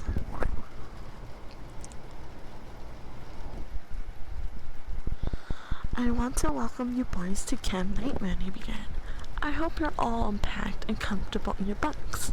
I know that most of you are first-time campers. I was speaking quickly, without any pauses between sentences, as if he was running through this for the 1,000th time and wanted to get it over with. I'd like to tell you some of our basic rules, he continued. First, lights out at night sharp. A lot of guys groaned. You might think you can ignore this rule, Uncle Al continued, paying no attention to the reaction. You might think you can sneak out of your cabins to me and take a walk by the river, but I'm warning you now that we don't allow it, and if we have very good ways of making sure this rule is obeyed. He paused to clear his throat. Some boys were giggling about something across from me. Jay burped loudly, which caused more giggles. Uncle Al didn't seem to hear any of this. On the other side of the river is the girls' camp, he continued loudly, motioning to the trees. You might be able to see their campfire. Well, I want to make it clear that swimming on or rowing over to the girls' camp is strictly forbidden. Several boys groaned loudly. This made everyone laugh. Even some of the counselors laughed. Uncle Al remained grim-faced. The woods around Camp Night Moon are filled with grizzlies and tree bears, Uncle Al continued. They come to the river to bathe and to drink, and they're usually hungry. This caused another big reaction from all of us sitting around the fading campfire. Someone made a big, loud growling sound. I apologize. Another kid screamed, then everyone laughed.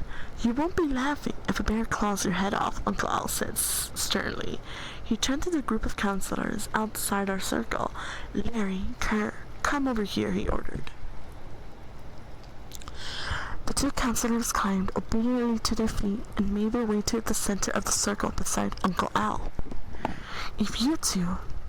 I want you two to demonstrate to the new campers the procedure to follow.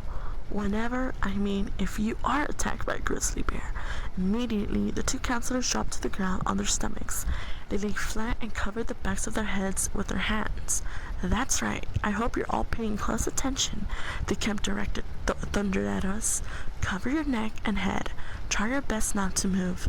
He motioned to the two counselors. Thanks, guys. You can get up now. Have there ever been any bear attacks here? I called out, cupping my hands so Uncle Al could hear me. He turned in my direction. 2 last summer, he replied. Several boys gasped. It wasn't pretty, Uncle Al continued. It's hard to remain still when a huge bear is pawing you and drooling all over you. But if you move, his voice trailed off, leaving the rest of our imaginations, I guess. I felt a cold shiver run down my back. I didn't want to think about bears and bear attacks.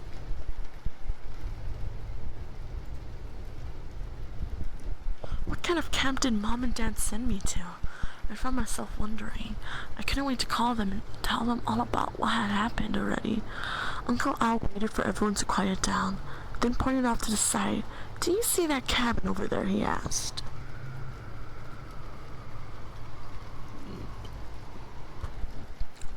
I've already made my work printer disappear. I'm sure an injured fictional person is just as easy. It's called the delete key. You're such a menace. Why would you say that? Oh my gosh. I can't believe you said that. Freaking Tara. Remind me never to be on a deserted anything with you.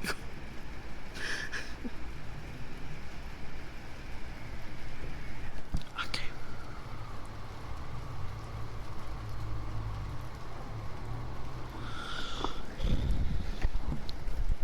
And the dim evening light, I could make out a cabin standing halfway up the hill toward the lodge. It appeared to be a little larger than the other cabins.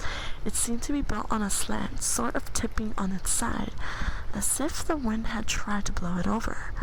I want you to make sure you see that cabin, Uncle Al warned, his voice thundering out above the crackling of the purple fire. That's known as the forbidden bunk. We don't talk about that bunk, and we don't go near it.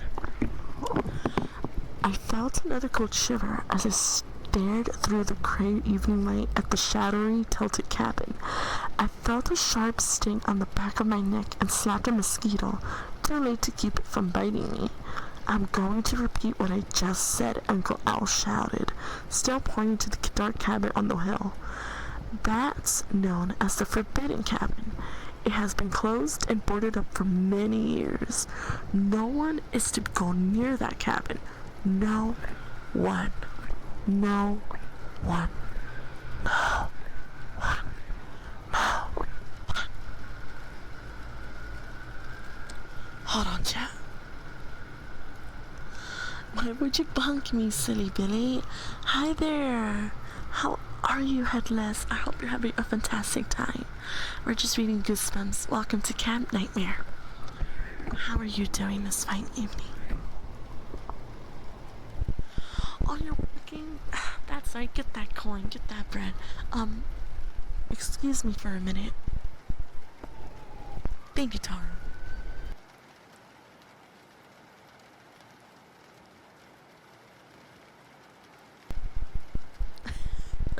You silly Billy.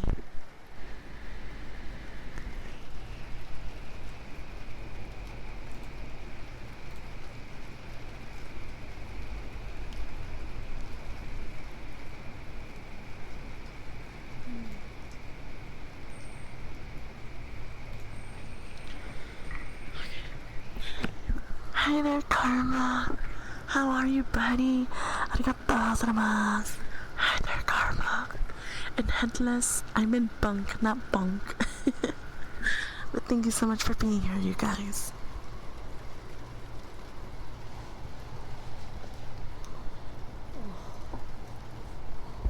Let me hydrate.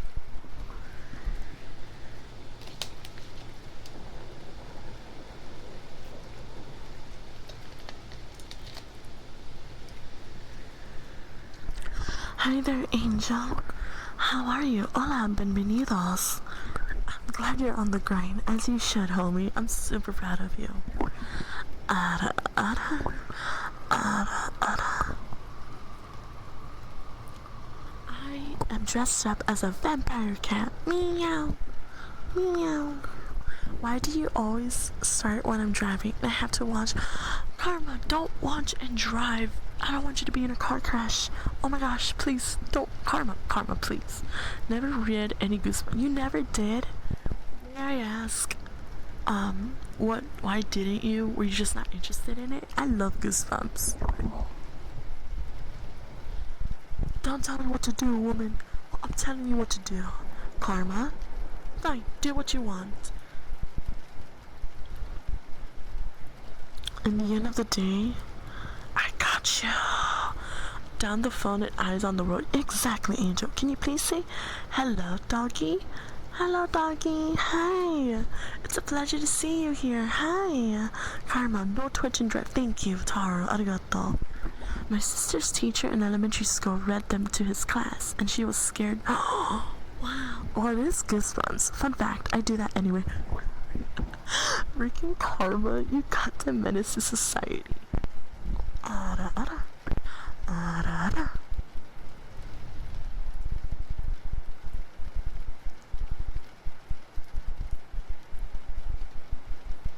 Never text and drive. This is a PSA. Not be like Karma.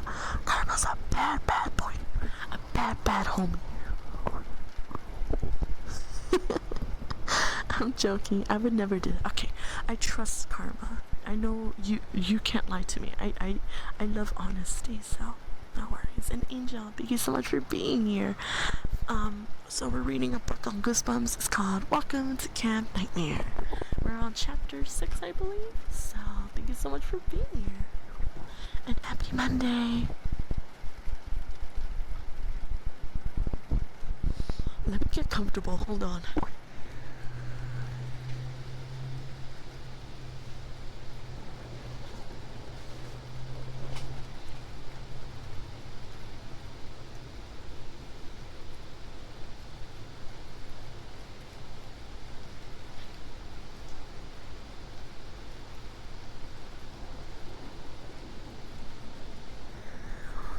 Okay, I'm comfortable now. Let's continue.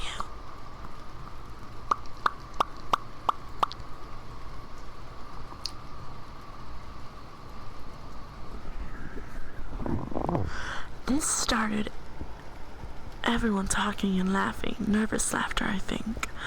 Why is the forbidden bunk forbidden? Someone called out. We never talk about it, Uncle Al replied sharply. Jay leaned over and whispered in my ear, Let's go check it out. I laughed. Then I turned back to Jay and stared at me. You're kidding, right? He grinned in reply and didn't say anything. I turned back toward the fire. Uncle Al was wishing us all a good stay and saying how much he was looking forward to the camp this year. And one more rule, he called out. You must write to your parents every day. Every day. You want them to know what a great time you're having at Camp Night Moon. I saw Mike holding his wounded hand gingerly. It's starting to throb, he told me, sounding very frightened. Maybe Larry has something to put on it, I said. Let's go ask him. Uncle Al dismissed us. We all climbed to our feet, stretching and yawning, and started to make our way in small groups back to the camp bunks. Mike and I lingered behind, hoping to talk to Larry. We saw him talking to the other counselors. He was at least a head taller than all of them. Hey, Larry, Mike called. But by the time we pushed our way through the group of kids heading to the other way, Larry had disappeared.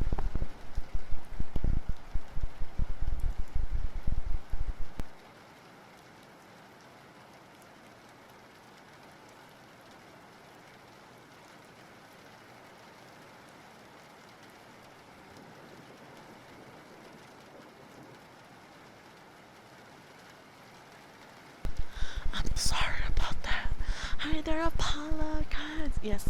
Do you like my new look? This is my Halloween costume, cat vampire, for the month of October. This is how I'm gonna dress up. To be partner, better driver, keep the phone. Exactly. Welcome, Apollo, my twin sister. I love you. I love you, Apollo. Driver manual. That's a freaking manual. Apollo, sweetheart, how are you? I'm reading Goosebumps. Welcome to Camp Nightmare. I'm not reading the book that we read together. I love you.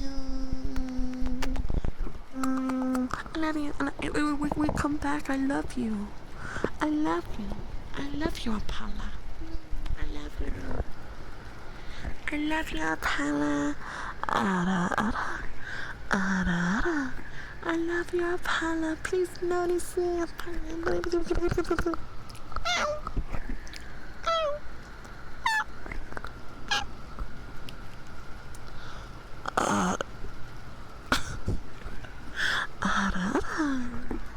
How are you gonna bully me, Karma? I dare you to bully me.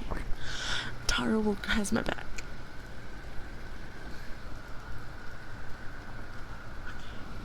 Okay. Back to reading. And good luck to you, Apollo. Love you, buddy.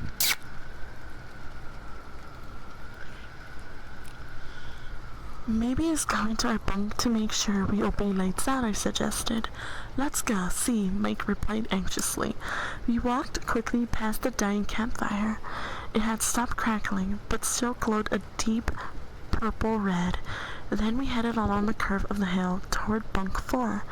My hand really hurts, Mike groaned, holding it tenderly in front of him. I'm not just complaining, it's throbbing and it's swelling up. I'm starting to have chills. Larry will know what to do, I replied, trying to sound reassuring. I hope so, Mike said shakily. We both stopped when we heard the howls.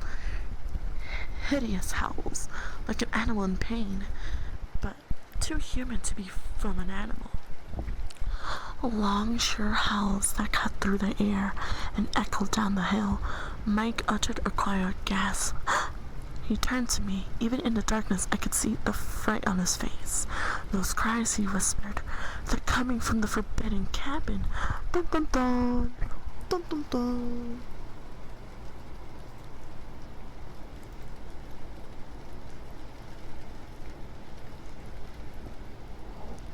You two sisters are adorable. Thank you, Desi. Arigato gozaimasu.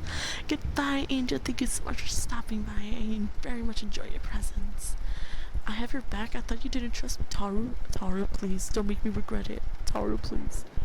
And Karma, you can bonk me, but you can never bonk my spirit.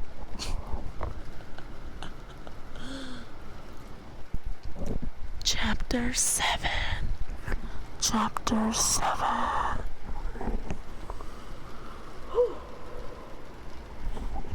Let me hydrate.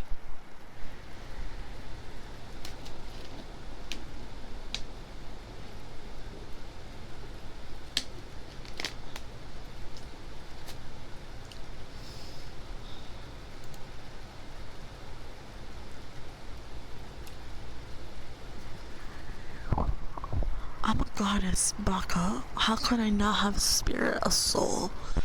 Your soul is mine.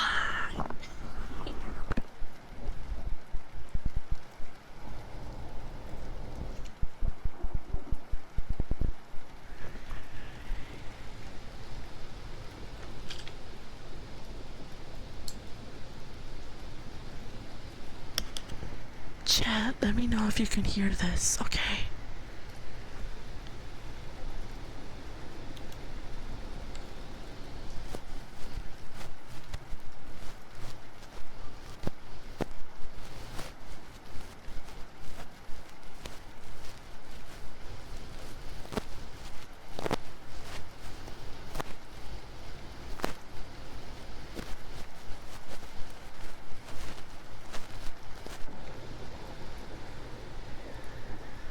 Wait a minute, Taru, are you really gonna sell me out for a freaking cosplay outfit?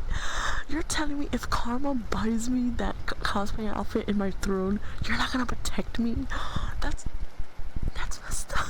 Why would you do that? That's messed up.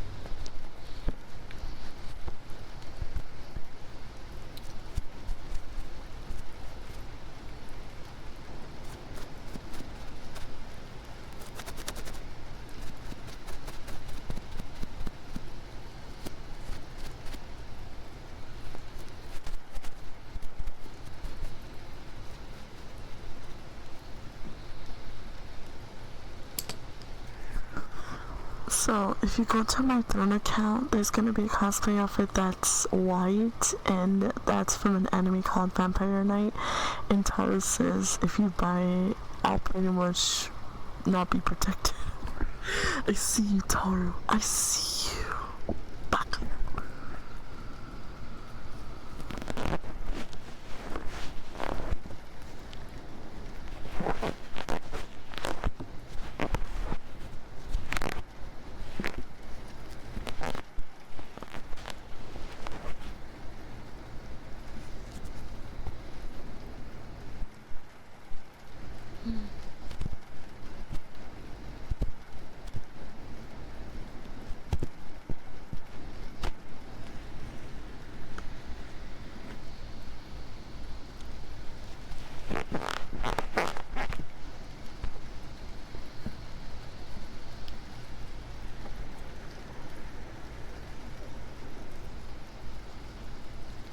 You have something in your ears. Let me get that for you.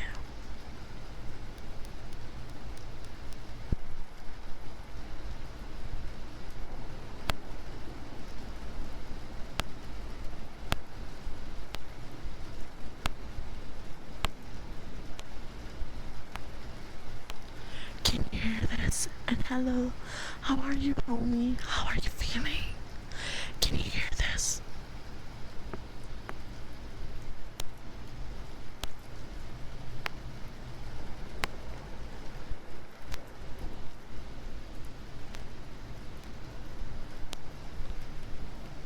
You can't hear me? Oh, shh. Hello? Hello? Hello? You can't hear this?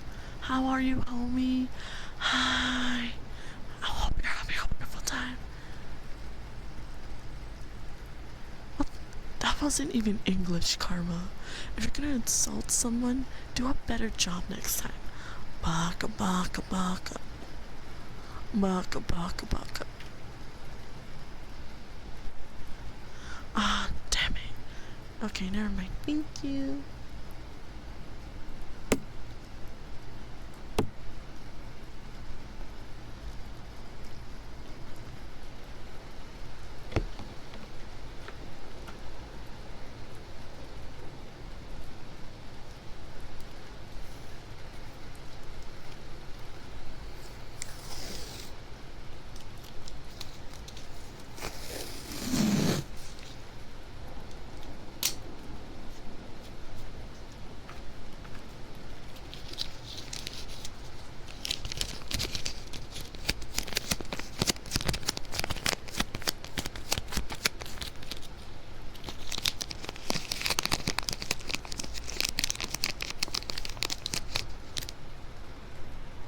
Guess what you think it is.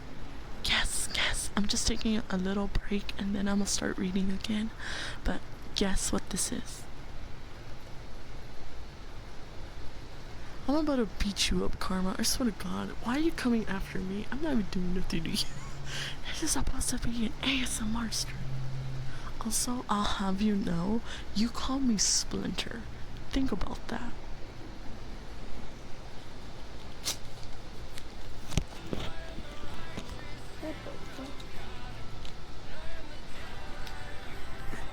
Yo, what's up, French toast?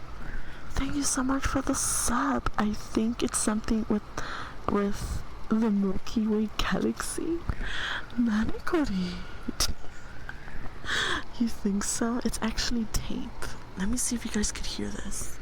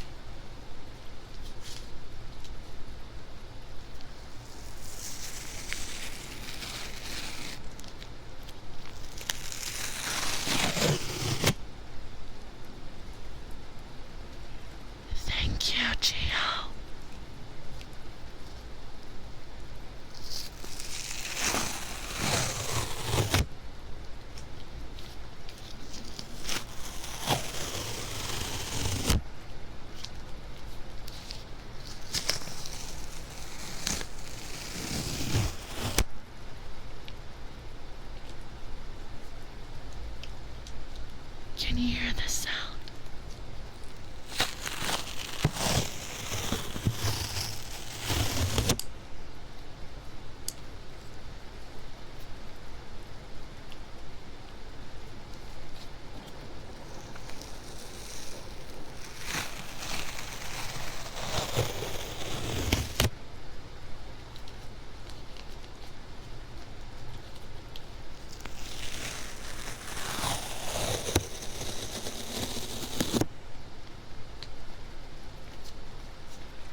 I want you to be a candle, Karma. Maka.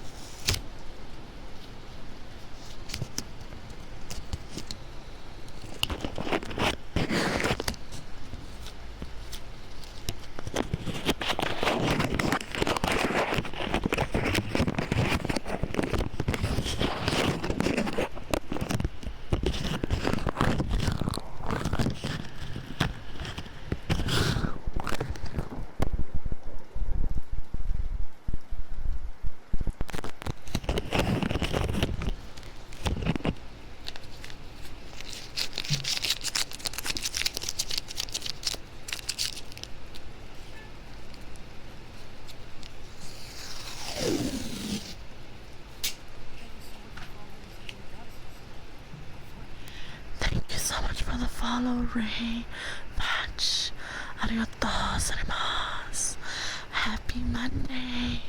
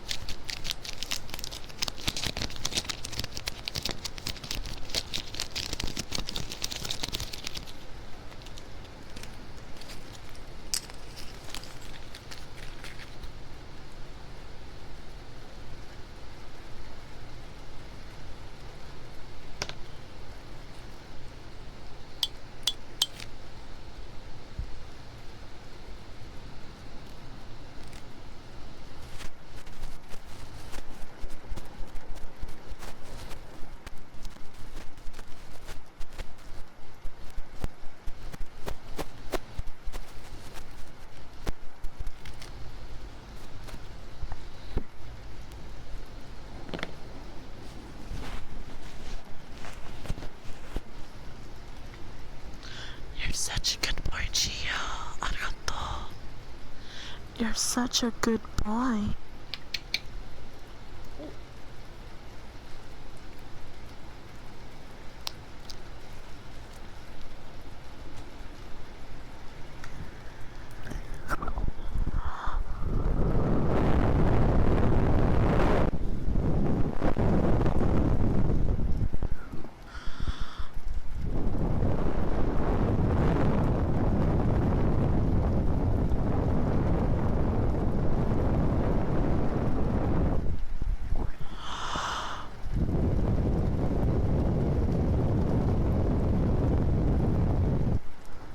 Karma, you literally just asked if you can bully me. Shut the fuck up. I could be nice to you, but you don't give me a reason to be nice. Well,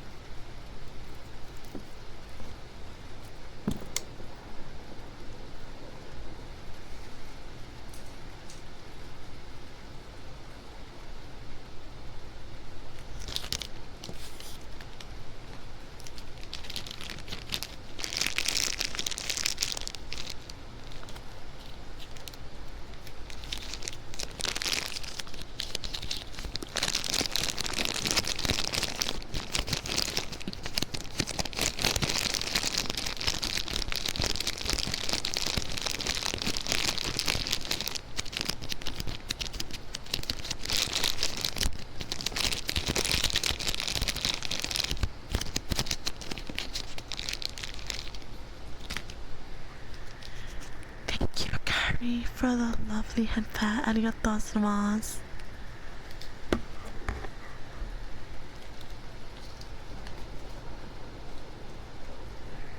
How's my awesome homie doing? Hi! So as you can notice, this is my Halloween costume. I'm a cat and vampire. Chicken taco! Hi there, chicken taco!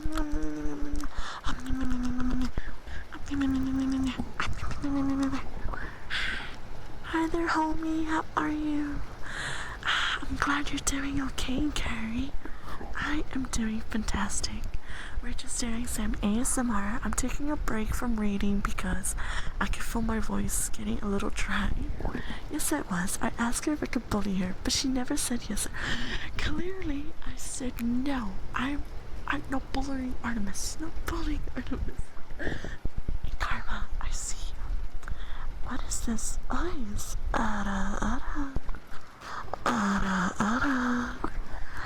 Thank you for the hydrate, Gia. Such a good point.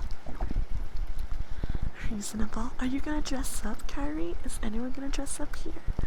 And Chicken Taco. How are you, homie? Thank you so much for being here. I freaking appreciate it. Appreciate you. Stop it. You're making me feel something. You mean your heart is not made of rock? Oh yeah, Tara was actually mentioning you. I might not dress up. That's okay, Gia, because you are already an inspiration for cosplay. I still don't know what to dress up. Well, you got a lot of time to do, Kyrie. Someone bought me a I don't know if you know this anime called Vampire Night. Someone bought me the day class uniform. So I'm definitely want to cosplay as that. Or Yumiko from Karigori.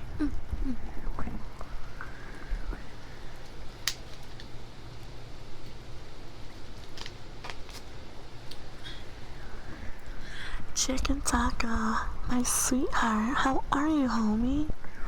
I've missed ya. Ara, ara. Ara, ara. Ara, ara. Ara, ara. I'm just kidding. I'm your homie VTuber. Nothing but awesomeness here. I'm very sorry, Miss Artemis. I didn't mean to bully you. Karma, what are you trying to get at, sweetheart? Karma, come here. Can I give you a hug, Karma? I want to give you a precious hug. Chicken taco, chicken taco, chicken taco, chicken taco. Chicken taco, chicken taco, chicken taco, chicken taco, chicken taco. Chicken taco, chicken taco. Chicken taco. Chicken taco.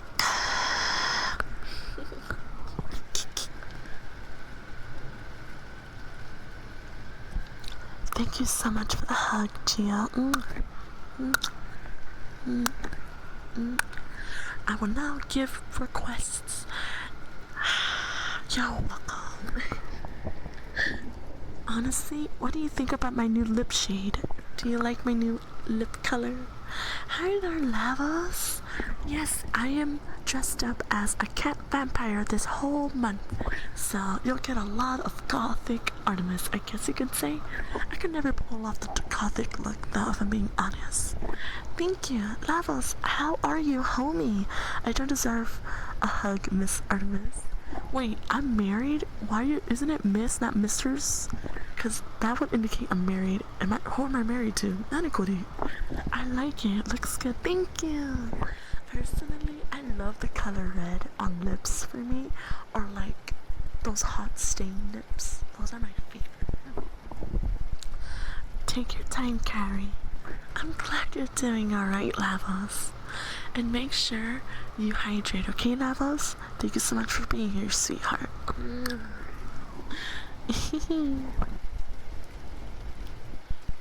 Anyway, I like to see the red eye look is like iconic. Iconic. Chicken Taco, you're such a good homie. I'm so happy you're in my life right now. Chicken Taco, chicken taco, chicken taco.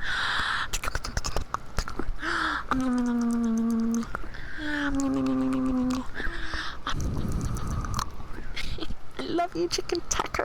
Chicken Taco, Chicken Taco. I won't forget. Karma, what is up with this attitude of yours? What's happening? Can I give you a hug? Can I give you a hug? You know we're just playing. Come on, come here. Come. Okay, how about this? Taru, I will be nice to him, okay? How about that? Karma, you are an absolute treat. You give me a toothache. And Aiden, thank you so much for that lovely hug. Yes, you do. Come here, come here. I'm gonna give you a hug.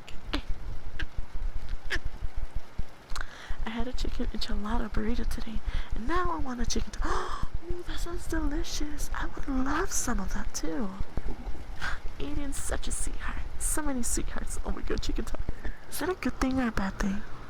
Honestly, I ate a chicken tamale, if that's anything.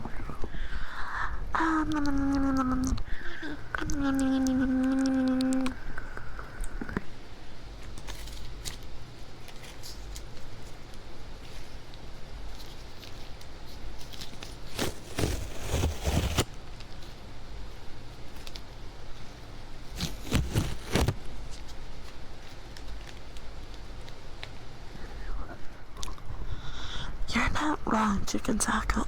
You're obviously the exception, honey. Of course. Oh my gosh.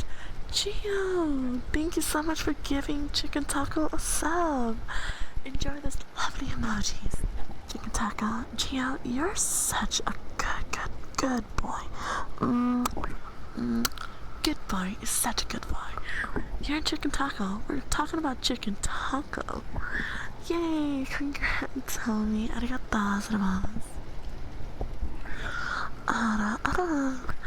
Ara, ara.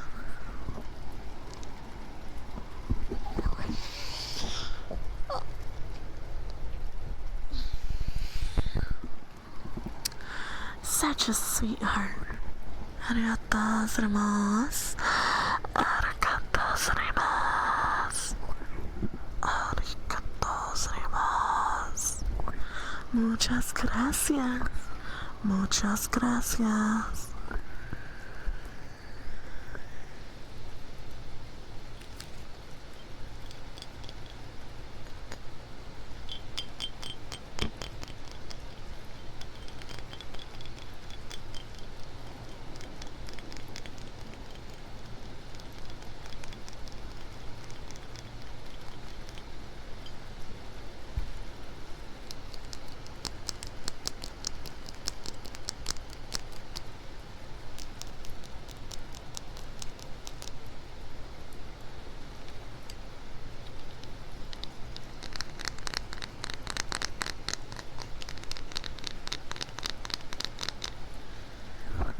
Thank you so much for the head patch. Chicken Taco, and hello to you, 717. It's an honor to meet you again.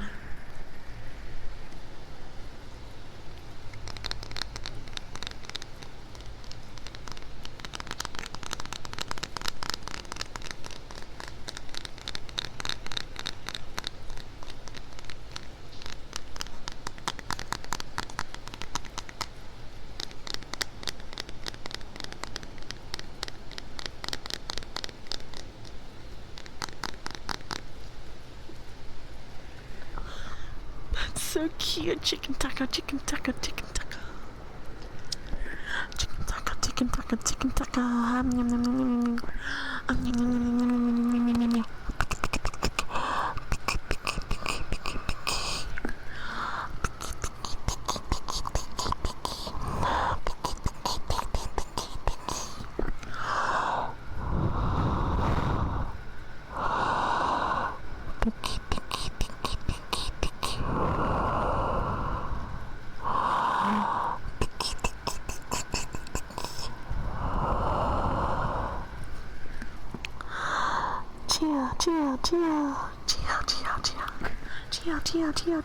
Chia.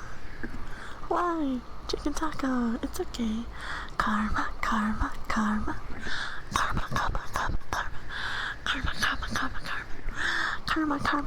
I love you, Karma. You're such a sweetheart. I wanted to see how the emojis look together. No worries, Gia. Yes, you said hi earlier, 717. But I guess you didn't hear me say hello. That's perfectly fine. Don't worry about it.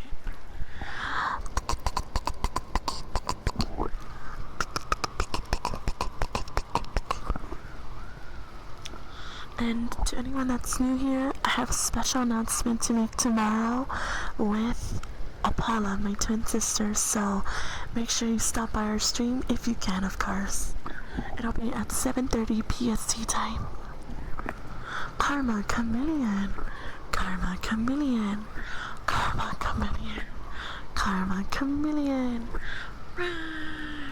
You got your cat ASMR, Gio. Aren't you happy? I just realized. Gigi, you got cat Artemis all freaking time. Welcome back, Kyrie. You goddamn menace to society. Chicken taco. By the way, sweetheart, can I just say, you make my life so much sweeter. This is your cat ASMR. I'll be a cat basically the whole month. Why am I a comedian? I don't know.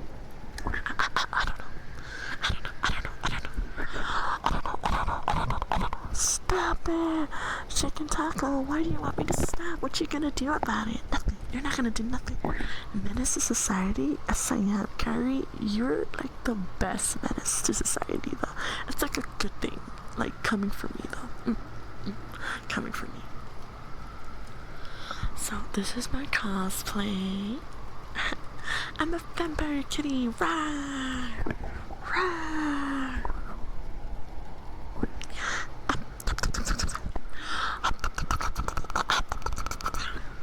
XD. I can mute the stream. Do that, chicken taco. I dare you. Make my freaking day. Chicken taco.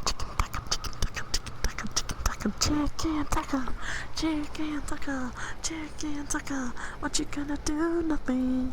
Chicken taco. I love you, chicken taco. Te quiero, te amo, te quiero, te amo, te quiero, te amo, te quiero, te amo.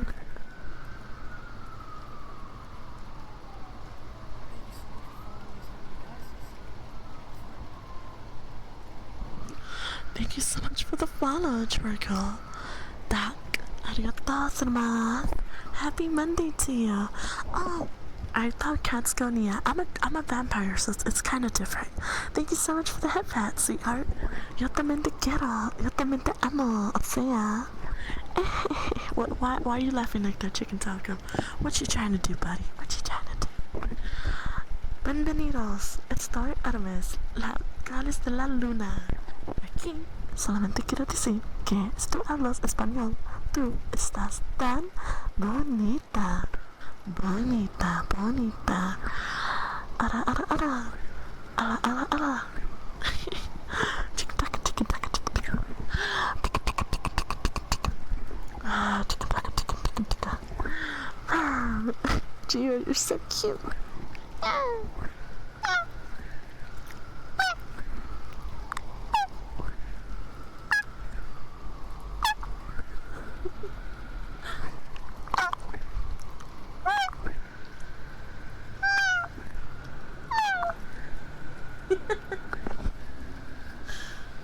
I'm just your homie VTuber, Artemis Maggie, but you can call me Artemis.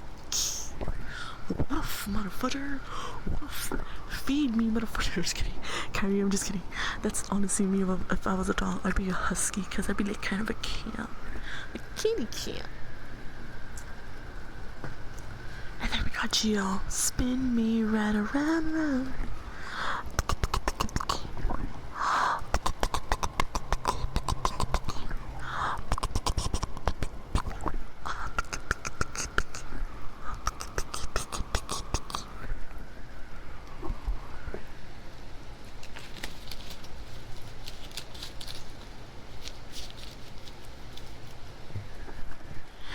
Thank you so much for the head pet, chicken taco, chicken taco.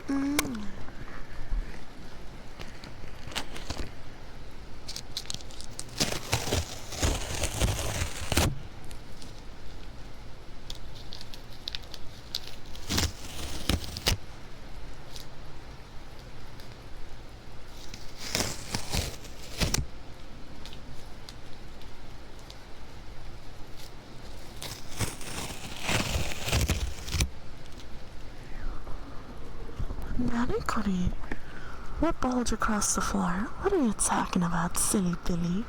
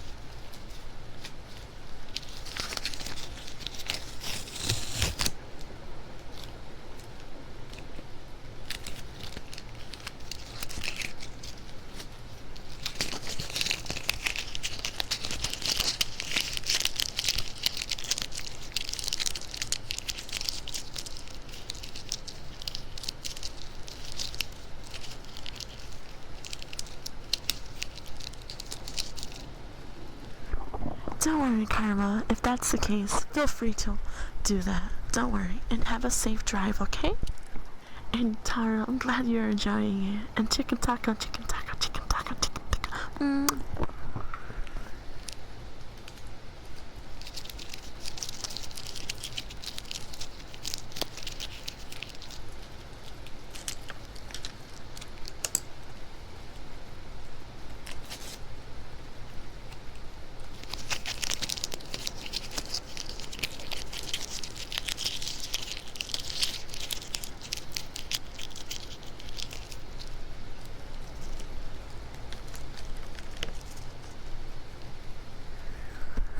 If you also need a drive tire, feel free, okay, sweetheart? You take your precious time.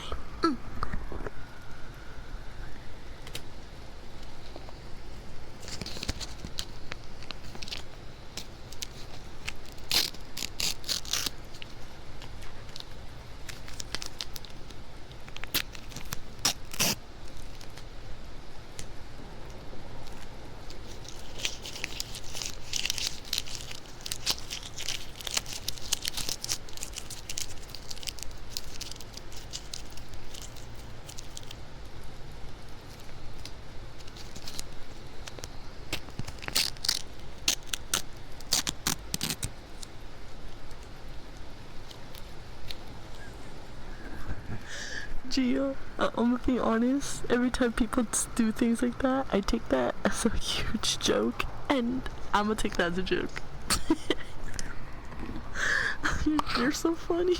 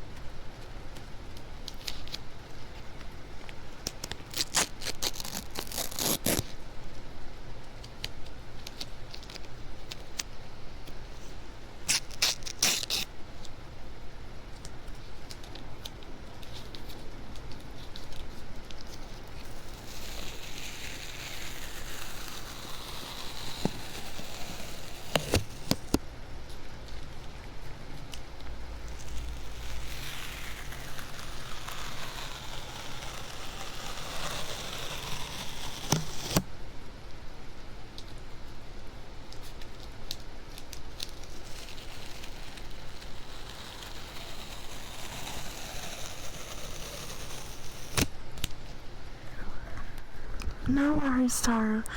Take your time, okay? I'll see you soon, homie.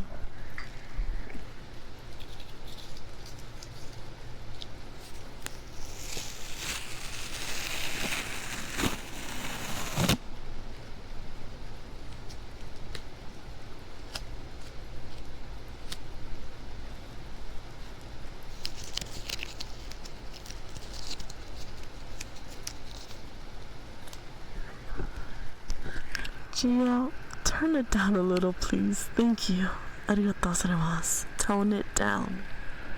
Because you're being a bad boy, and that's not a good thing, honey. No worries. Love you, homie. Mwah.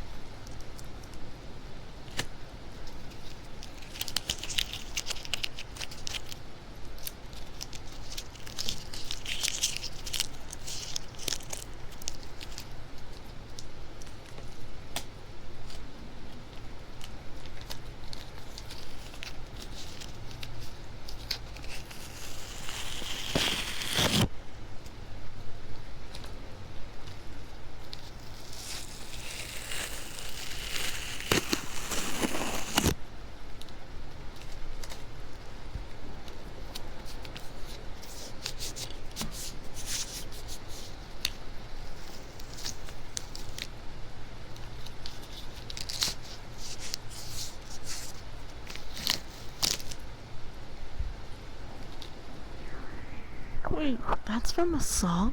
That's so weird.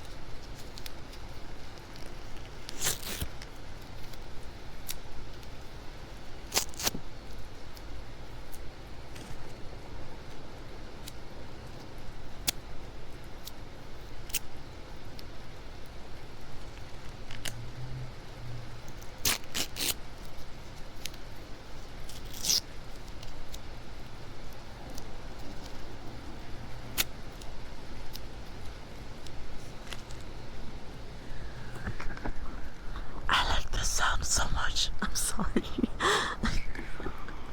My bad. I apologize.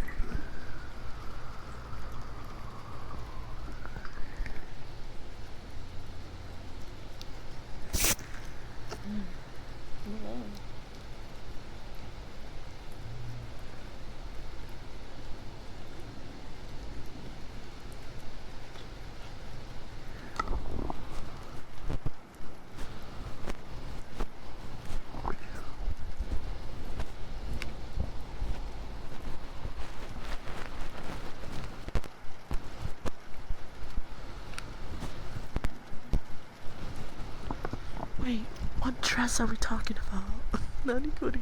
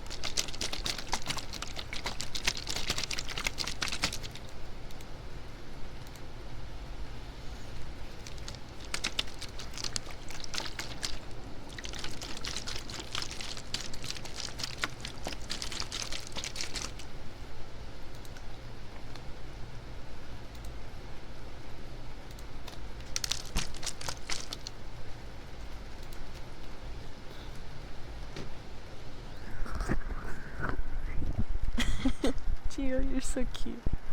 Okay, guys, I think I'm gonna end it here for today. Thank you so much for spending your day with me, or night.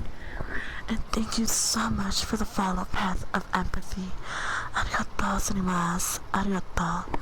Thank you. And DJ oh, wait, Creature.